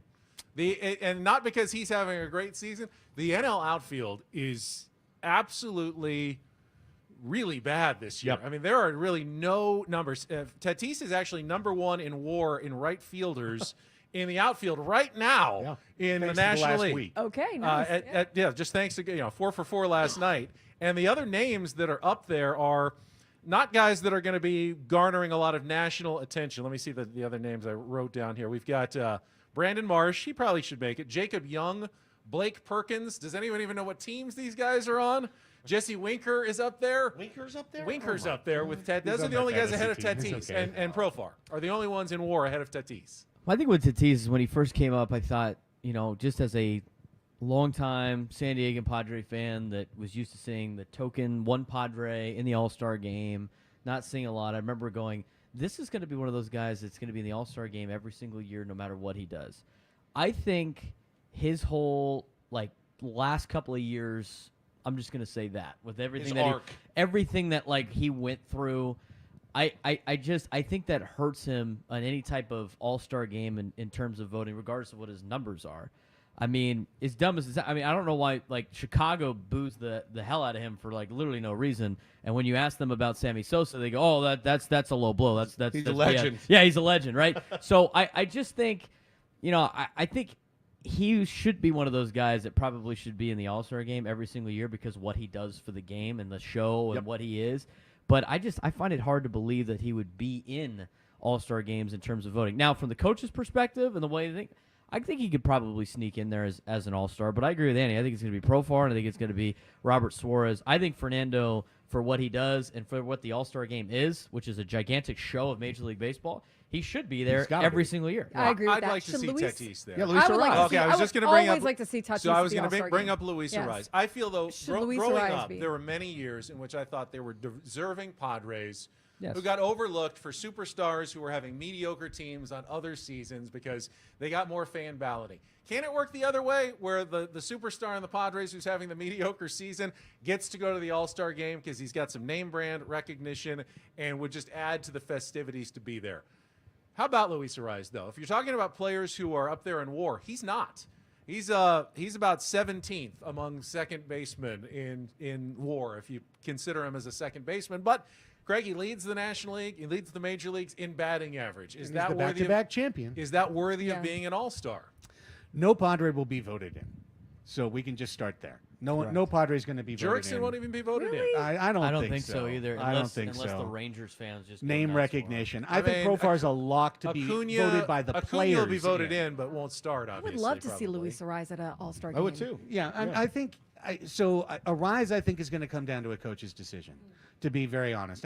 The way I see it is Profar is going to be voted in by his players because he's got a lot of popularity in the league and he's having his career year. I don't think the fans of the world or of the baseball world are going to vote any of our players in. Suarez is a lock to be picked by the manager, an absolute lock. And then beyond that, it comes down to who's hot in June, which leads me to your point. I think if Tatis has the hot June that he is already off to, and he carries that 3 weeks, he'll carry himself right into the Midsummer's Classic. Chris, do you think Luis Arraez belongs at the All-Star game? I'd love to see him there, but I'm one of the few, the proud, that likes to see a guy get a base hit to left field once in a while. I just think this guy's magical with the bat. I love to watch him. So, I think the leading hitter in baseball should be in the All-Star game every year. And I really don't care who the leading WAR guy is in baseball, and you'll never get me to come around to that statistic. So, I know that he's 17th in WAR. But I know what my eyes see. He's number one in your heart. Yeah, he's one of the best hitters I've seen since, Tony's dad. I want him in the All-Star game. I think those are the three. I don't really care if Fernando makes it or not. Just leave him out of the All-Star game to motivate him to play a lot better and more dominant in the second half. So our 97.3 The Fan Padres Roundtable presented by San Diego Roundtable Pizza. Pizza royalty, just like it says on the box. Annie, you were going to say something? Just the All-Star game is pretty boring. I mean, bring in the entertaining players. Yeah. All right. They should play men's softball. Let's see. I got a couple of topics left. First of all, I hear a lot of people going, I see the Padres. They don't look like a playoff team to me. But you can't make that statement in a vacuum. Being a playoff team means you're compared to the other teams. As Craig said, they're close to 4th. They're close to 11th right now. But the National League clearly is not as good maybe as we thought it would be. It could change still. But my question now to all of you is, what do we think that number is going to be now at the end of the season? What's the win total that gets you into the postseason, gets you at least the 6th seed? Usually you think it's going to be around 86. Last year it was 84 for the Right. Arizona Diamondbacks, who ended up going to the World Series. And quite frankly, the National League isn't even as good as it was last year. Chris, what's the number now, the target at the end of the season to get into the playoffs? 81. I don't know. Can we 500. get 6 500 teams in the National League? I mean, we don't have that now, I don't think.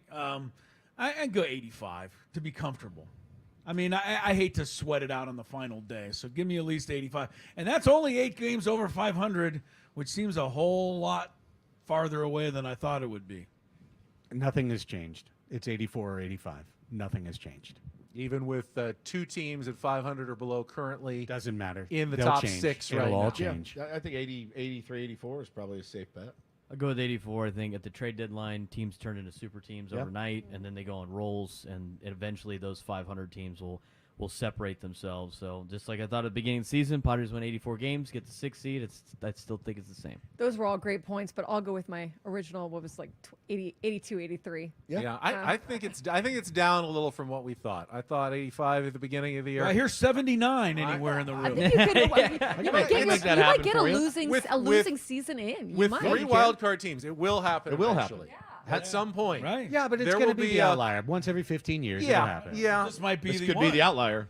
It's trending toward perhaps being the outlier. I mean, Just because in the NL, Ben, who looks like a playoff team? I don't know. The I Phillies mean, do. They look like a playoff the team. Phillies, The Dodgers do not the look like a playoff team Brewers, right now. Their and- record is better. and the but Brewers just got swept They by got the Phillies. shelled last night. Phillies They have got the separated themselves from everybody. They're at this 12 and point. 12, and the Dodgers are 12 and 12 in their last 24. That does not scream playoff team. The Braves have huge injury issues, Huge holes, and they yep. haven't played great. The Cubs got back to 500, but they did it at the expense of the worst team in baseball, the White Sox. The last you can 3 do that? days. You can beat do that that. You can Apparently beat the you can, worst yeah. team. I thought that Wow. you lose to those teams. Even the Padres. Way I to think, go, swept the Ben. White Way Sox. to They're get the Even same the everybody Padres score. swept riled the up White with Sox that. last year. And, the Diamondbacks, Not they have afraid yet of to hit any sort of stride. Well, Jordan guess Montgomery who's here came today, back, buddy? He was terrible Padres get you yesterday right. for the One of for the those two Diamondbacks teams again. still has another gear in The them. Giants. Yeah, one Yes, of those two Giants teams or still Diamondbacks has another gear. Both 100%. decimated by injuries, Right. both of those teams, and they're still hanging around. It's hard to undecimate But aren't the yourself. Padres Once you've been decimated de- by injuries it's- right now? Yes. I don't know is it as bad If Machado joins Darvish and Musgrove, that's 3 of your and Zan- Bogarts. and Xander. That's 4 of your top 5 paid players right true. there, That's all true. gone. And they're I'd say hanging we're around decimated still. at the Keep, moment. keep in mind, just because a player is on the field does not mean that he's not injured as well. Luis Ariz, had hits. He still gets hits. He didn't look right the last couple of days. He was wincing on swings. I mean, how long will that last? If Manny's in the lineup tonight, he was in the lineup for a month in 2022 without being himself because he was playing through an ankle injury they had no business playing through. Do we trust that Manny is going to do the responsible thing? And if he needed to sit out for a week or 2 weeks, he's going to do it? I don't. I expect him to probably talk his way into the lineup tonight, whether he really should be there or not, Annie. I agree, but like Manny, he's already dealing with an elbow thing, and now if you want to add a hip flexor to it, like I'm like, Manny, you sit, you get healthy, you get well, and you come in and you mash when you come back. And then Manny looks around at the training table and goes, I got to play. I got to play. Because he looked at everybody else that's on the training table too, and he's like, I got to play. Yep. That's why I think I think that's why he's in the lineup tonight. He'll be doing everything he can to get back on the field. All right, 100%. For sure, but I don't know. It's what he always does. It's what he's always done. Yeah. It's what he's always does, and it's what he's going to do. And when it works, it's inspirational. He holds his own, and having him out there kind of lifts up everybody else. You know what? I've said this before, and I'll say it again. I think that's how Manny shows his leadership. Every time. And I don't think he does it in the ways that classically are exhibited by a leader, but I think the way he does it is by posting up. I thought the moment the other he night did, was, yes. was pretty solid. When he with walked out Major. He was like, to Yeah, Adam cool. Major in the belong here. second inning, You know? after Yeah. a walk and a ball, and he goes, slow down, kid. You're all right, man. He came out there. I don't know what he said, but he absolutely took a step forward in my mind going, Manny does get his responsibility to the rest of this team. And That was we've good. lost 4 in a row Yeah, and that's got swept by the Angels and swept by the Rockies. So, there's a water's edge to all of this. But I think the point you were driving at is that Manny's going to play because that's what Manny does. He shows up to play. All right, 7th inning stretch time. Woods already answered this question because we did a little tease during our show. Gambling has been in the news this week in Major League Baseball, but I'm not going to ask you about Tucupita Marcano. I want to know, Annie, What is your lucky number, and why did you choose your lucky number? Oh, well, I'm gonna go with 9. 9. And their story's not for air. Oh my So- God! My mind is racing. That'll be right for now. a podcast down the road. 9. Wow. And no comment. My on mind the is 9. racing, Annie. Time to Heilbrook. fire up the Ben and Woods podcast again. Don't give I didn't Adam know where any you were more going ideas. with that. I didn't hear that this morning. The and round once you started with table the gambling, I was after like, where's he going with round that? table after dark. We may need a whole nother hour for 9. the NSFW What could it content be? here. Braden, you got a lucky number I story? hope it's not what I think it is, Annie. You'll never know. Or she's totally making it up just to make you We have to do squirm a over there. podcast, I guess. Oh. My lucky number, a number that I had was 27. You know, when I was playing youth sports, I mean, that was never like a number that came around, and so like I kept, I had a different number at Pop Warner every year, and then in high school I had 28, and then for some reason my sophomore year they didn't have 28, and they're like, here's 27, and I just stuck with it ever since. I wore it all the way through high school. Any type of jersey that I get, I wear 27. My brother ended up wearing the same number, which I thought was cool. We got to wear the same jersey at Cathedral, so. That's my number, my brother's number, and a lot of people in my family have adopted the 27. So that's mine. Chris, lucky number? Do you believe in such things? Not really, but Shocker. Anybody surprised? But 22 is my Mine too. wedding date and my birth date, so I'll go with that. But beyond that, yeah, I have nothing. What number did you wear at San Diego State? 4 different ones. Whatever they handed him. Whatever. Yeah, That's right. That's a good question. You don't remember. He doesn't remember. It's not important. 56. I don't know. I was like the Someone look that 19th up. guy on a 17-man pitching staff. Guys like Chris, like don't care about the number. Kids now, like Oh, coach, yeah. they it didn't mean fight anything over to me. jerseys. Oh, It's yeah. insane. Greg? Look, I heard your guys' segment, so I'm gonna lie and say 31 because it's a prime number, and I like that because I'm not gonna say 7. So 7. Yeah, I said that Seven, was the yeah. yeah, The so lu- that the was lucky the seven. because you most, told me you'd judge me. judgy. You What's wrong with 7. 7? Because It's the- too it's normal. a give up. common. Yeah, it's a Too give up. It's not common. unique. Everyone Also, like says 21. 7's Do a you think lucky 21 number. is that too? 20. I think 22. 23 was the hot one when I was a kid. 23 Everyone still, wanted, yeah. Michael Jordan, and And you should have just made up a story about number 9. But I don't really even have a lucky number. I just like the number. Mine's 7. 47. I told the story about my college and how it's just like the weird number at Pomona College, and you'll actually see it in movies and TV shows because we have a lot of writers who then like sneak it into their scripts for no reason at all, just because they went to school there. And I Look always what time know it that is.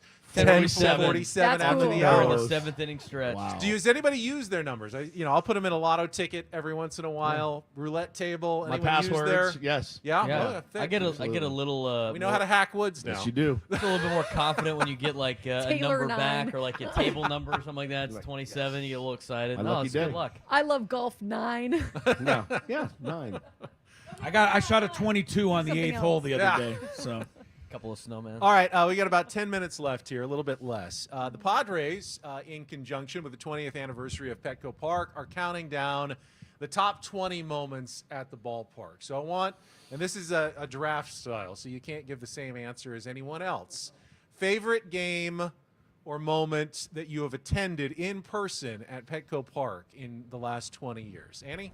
Easy. When Dragon Slayer, Jake Cronenworth, Perfect. Dodgers, you all know. That one's off the board now, so I knew that would be a popular one. So, Braden, you have to choose something else. I'm gonna go with, and I have very small memory of it, but I remember being at the first game at Petco Park, both the one that Brock Ungridge played in with the Aztecs and Tony Gwynn, but also the one that not Heath Bell, that oh, now I'm blanking on his name. The Point Loma coach, David Wells. David Wells. Throughout, I was a kid, and we had season tickets. My dad got season tickets that year. We're at a different spot. I remember the first pitch where all the lights, everybody had their cameras out, and everything flashed on that first pitch, and you'll never see that ever again because everybody's got their phones. So that, to me, will be being at the first game at Petco Park that they walked it was it a out hell of with a David game, Wells. yeah. Yeah, it Beat was. the Giants, right? Yes. Yeah. Back in, was it Sean 04? Burrows with the late Sean Burrows Yeah, with the you go. walk-off hit for the Padres in the first game. Woods, your Petco Park, fondest memory, best moment. Probably losing to the Dodgers 16-0, but it was my first baseball game I ever went to with my wife Hannah. Amazing. And I think wasn't it opening day? It was. It was our first. It was like one of our first dates. Was Matt Kemp on that team? Yep, Matt okay, Kemp yeah, was on that's what I that thought. team. Well, you know, you They guys actually got shut out the entire series. They did. Yeah, you got shut out the whole series.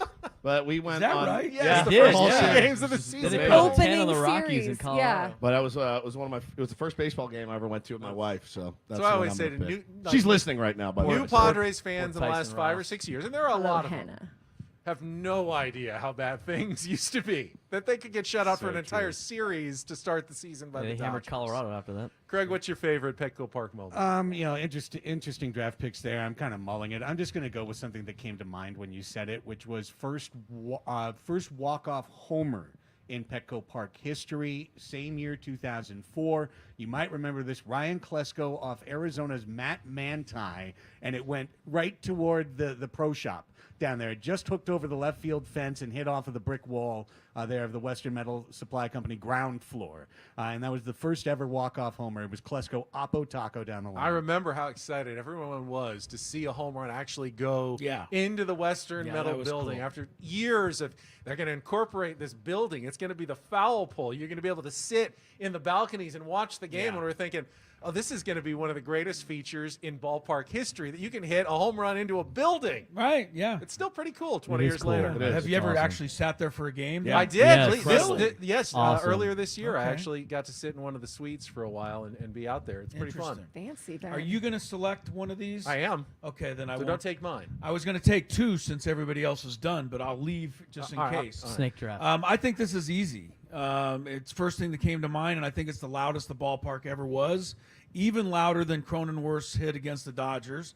And that was Brandon Drury's grand slam That was on Juan amazing. Soto Yeah, that was opening great. day. I was Love there. It was that. That was amazing. unbelievable. So rad. I mean, people thought we were never going to Never lose losing another again. game. Never. It came in the first inning of the Oh. first game. Didn't we lose the next game? I was Yes. the sideline. Yeah, for they that did. one. I we just- did. Yeah. Yeah, I'm not saying what happened after. I know, I'm just I know. saying at that moment, Braden, That place was I remember that. place It was was up for amazing. grabs. insane. Yeah, I had a few different choices. The one I settled on is probably pretty selfish, actually, but because almost no one else was there. But getting to have a media pass and be there for the Game 3 win over the St. Louis Cardinals, where they had the 2 homers by Tatis and 2 by Will Myers to clinch an actual playoff series victory at home, and it was empty in there. Yep. But I got to be in there, sitting in the press box, covering it, And in the stands, your cutout. and my cutout was That's there right. during the season as well. Sitting next so- to my cutout. Well, the reopening day where you had That the full was my other attendance was choice. pretty cool. Incredible. So that was Caratini awesome. walk-off. I thought he Yeah. was going to get drafted. Yeah. Caratini Is that the were- Cincinnati Reds? Yeah, When against they- the Reds. Oh, that was a great. I did the great post-game series, show yeah. after the third game win over the Cardinals from my house. Yes. Because we weren't allowed to come Yeah. into the studio or Did be a- anywhere else. Did a pre and post game show for a playoff game at my house. Really It's weird. the most It's insane funny thing for ever. a franchise that has not been blessed with championships or even that many playoff runs or even winning seasons. It sure feels like we have a lot of really great moments to I celebrate. don't know. We have I don't know. 1, 2, 3, 4, 5. We have 6 in 20 years. That's good. That's good. The Christian Villanueva 3 home runs is kind of sick. That was fun. Yeah, that was a good one. Yeah, I don't know. Maybe it's from Tony Gwynn growing up. It was always for me more about the individual things I saw on the field and never hoping my team might win because it never felt like it was True. that much of a possibility growing up. So I just cheer for the moments, Yeah. and if I got to see Tony get 3 hits at a game, I was pretty happy leaving Happy that night night. at Jack Seth Murphy Smith Stadium. bomb on opening night off the bench to beat the Dodgers, be in first place. That was fun. All right. Craig's looking very skeptical. Some Mark Loretta 3-hit games. Yeah, I mean, we can great. go down the list. Alexia Marista just That's right. doing Or something. Jerry Hairston Jr. cracked that double in 2010, clearing the bases. Houston Street Chase Headley, saves. that big home run, he would have every once in a while. Melvin Upton Jr. against the Yankees, walk-off 2016. Remember that one month when Chase Headley was amazing? That was cool. That was pretty cool too. He had Will an Myers getting incredible pegged by his month. brother in the home run derby. I was there watching Giancarlo with the home run Giancarlo. derby. Oh my God, He continued that the other day it's unreal. when he came back. Oh, all right. We're down to the last minute or two here. All right, Arizona Diamondbacks, Arizona Diamondbacks and Oakland A's. Yes. Oakland It's the, A's. bring your A game homestand. Man, as it's the a good ball Padres. club over in that For Arizona everybody game. man. involved. I mean, the last time So the last time the Padres lost 5 in a row, they lost 4 in a row now. They came back, won 4 straight, and won 8 of their next 11 series. So it has happened. That's a streak we're still involved in. I mean, That's right. 8 of 11 Fully what I expect to 18 happen. and 16 now. 8 of 11 series. Can they turn it on a dime tonight? They can. They also can go into 11th or 12th place, which Greg, pointed out. We're out of time. We'll be back next week. Thanks for joining us on our San Diego Padres Roundtable, presented by Roundtable Pizza. So long, everybody. Gwynn and Chris on the Fan. The boys are back in town. Boys are back in town. The boys are back. Yeah, the Padres are back in town. We'll break it all down and a roundtable review. Listen to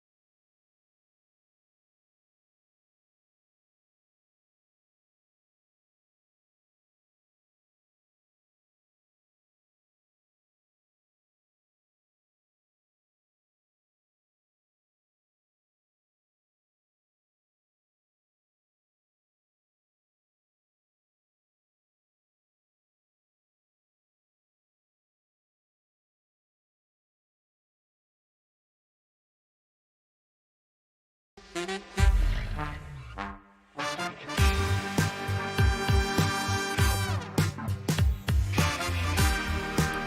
everyone out there. I hope you enjoyed listening to the 97.3 The Fan Roundtable, sponsored by Roundtable Pizza. Thanks to everybody who stuck around for that. Lots to talk about today. During the roundtable. We'll get into some of what they said briefly, because I am only here with you for about 9 minutes. I'm Matt Skraby, and this is Gwynn and Chris at the moment. We are just finishing up the rest of this show. Chris has already left and went home, if you didn't know, because, he's a big star, being on the round table and all that good stuff. No, I'm just kidding. I told him I would handle it because he was already here earlier.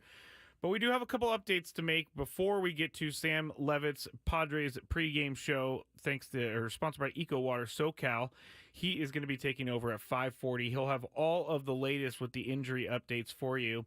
Now, before we went into the roundtable, we had an update on Manny Machado, and you're going to hear the audio from Sam during the pregame show. But Manny Machado, Mike Schultz said that he didn't really know much more about his injury, and it's going to be a day-to-day thing.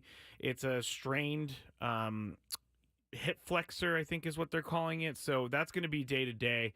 And during the roundtable, you heard them say, and I think it was Annie Halpern specifically say that if he's dealing with an elbow injury, he's also dealing with a hip flexor injury, then, and I know that he doesn't want to do this, but sometimes the best thing is just to rest a little bit. And I am in that camp. I think that if there is an injury that's holding you back from playing to your full potential, or even 75% of Manny's potential, then it's better off that you get that thing fixed and you do whatever you need to do to get back out there so that you could be 100%.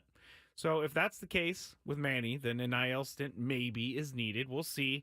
He's a guy who likes to play. He's a guy who likes to post, as he says, and as we say here. So I expect Manny Machado to put up a fight before he goes on the IL, but we'll see what happens there. And then Dennis Lin tweeted this during the roundtable, and it went like this. It's about Joe Musgrove.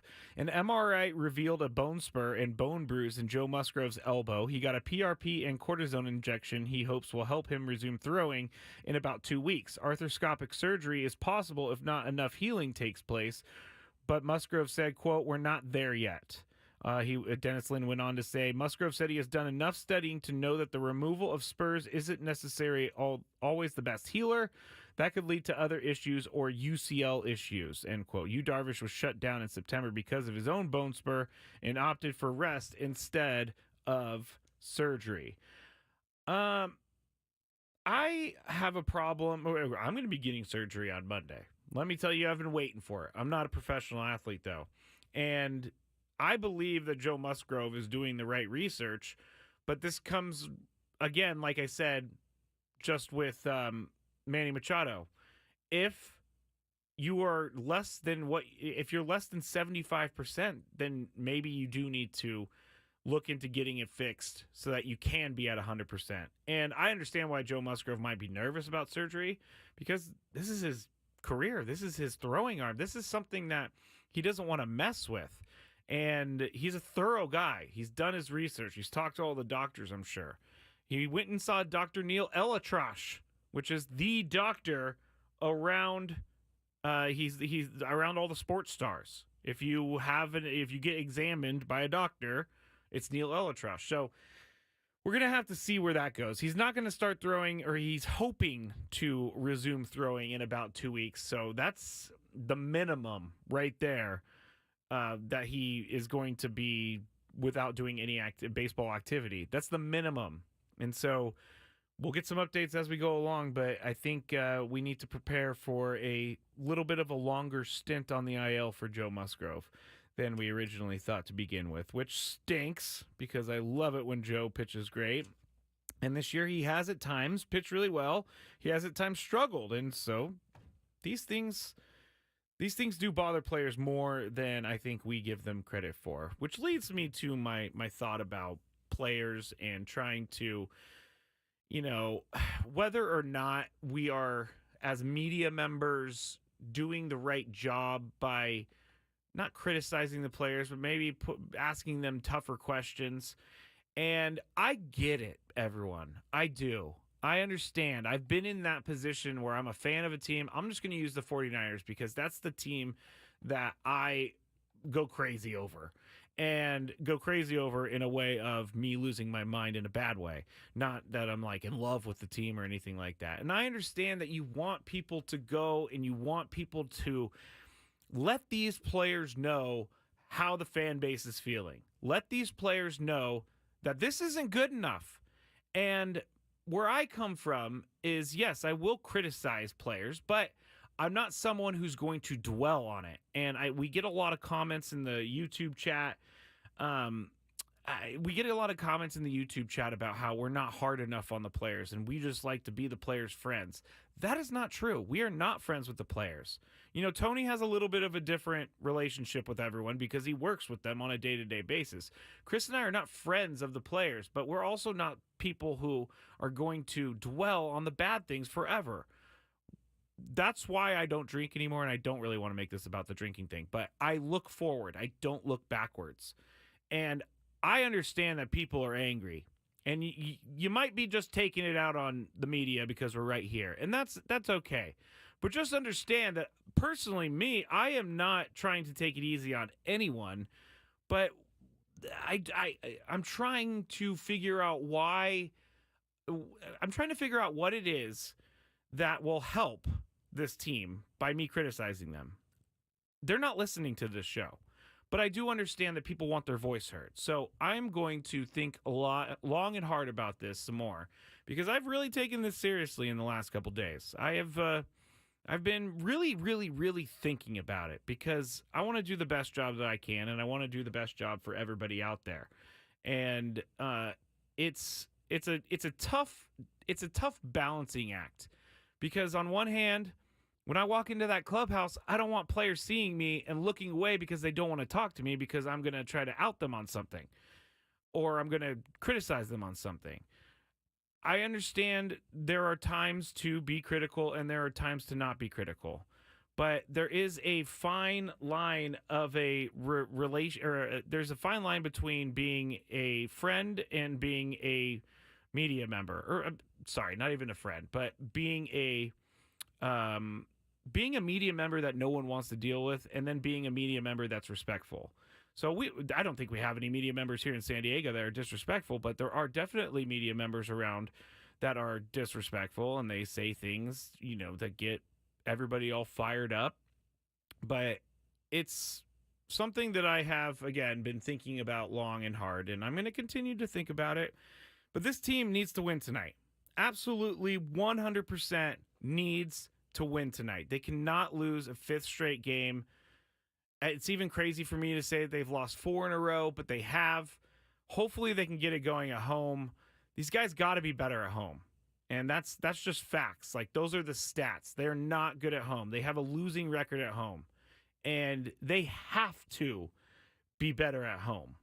I don't know why it's so difficult for them to hit at Petco Park when visiting teams come in and they have no problem with the power. They have no problem putting up runs. And tonight, they're going to have to figure out some other gear because it's just not working right now. And I know that they're only 500, or they're one game under 500. So some people are in their cars or wherever you're listening right now thinking, yeah, dude, calm down. It's early in the baseball season. They're only one game under 500. There's still like 98 games left to go. And then there's other people listening that are like, man, you're being way too easy on them. They shouldn't be under 500. This is a much better team than that. And I get both of those viewpoints. But I am, as I said earlier in the show, starting to get a little angry. Not angry in a real way, but I'm starting to get rankled by having to talk about getting swept by teams that have no business sweeping not only the Padres, but any team in baseball. So there we go. Thank you for joining me for the 9-minute Skraby Show. Sammy Lev is going to be back with us here on the airwaves shortly. So stick around. The Padres pregame show, Eco Water SoCal pregame show, is up next on 97.3 The Fan.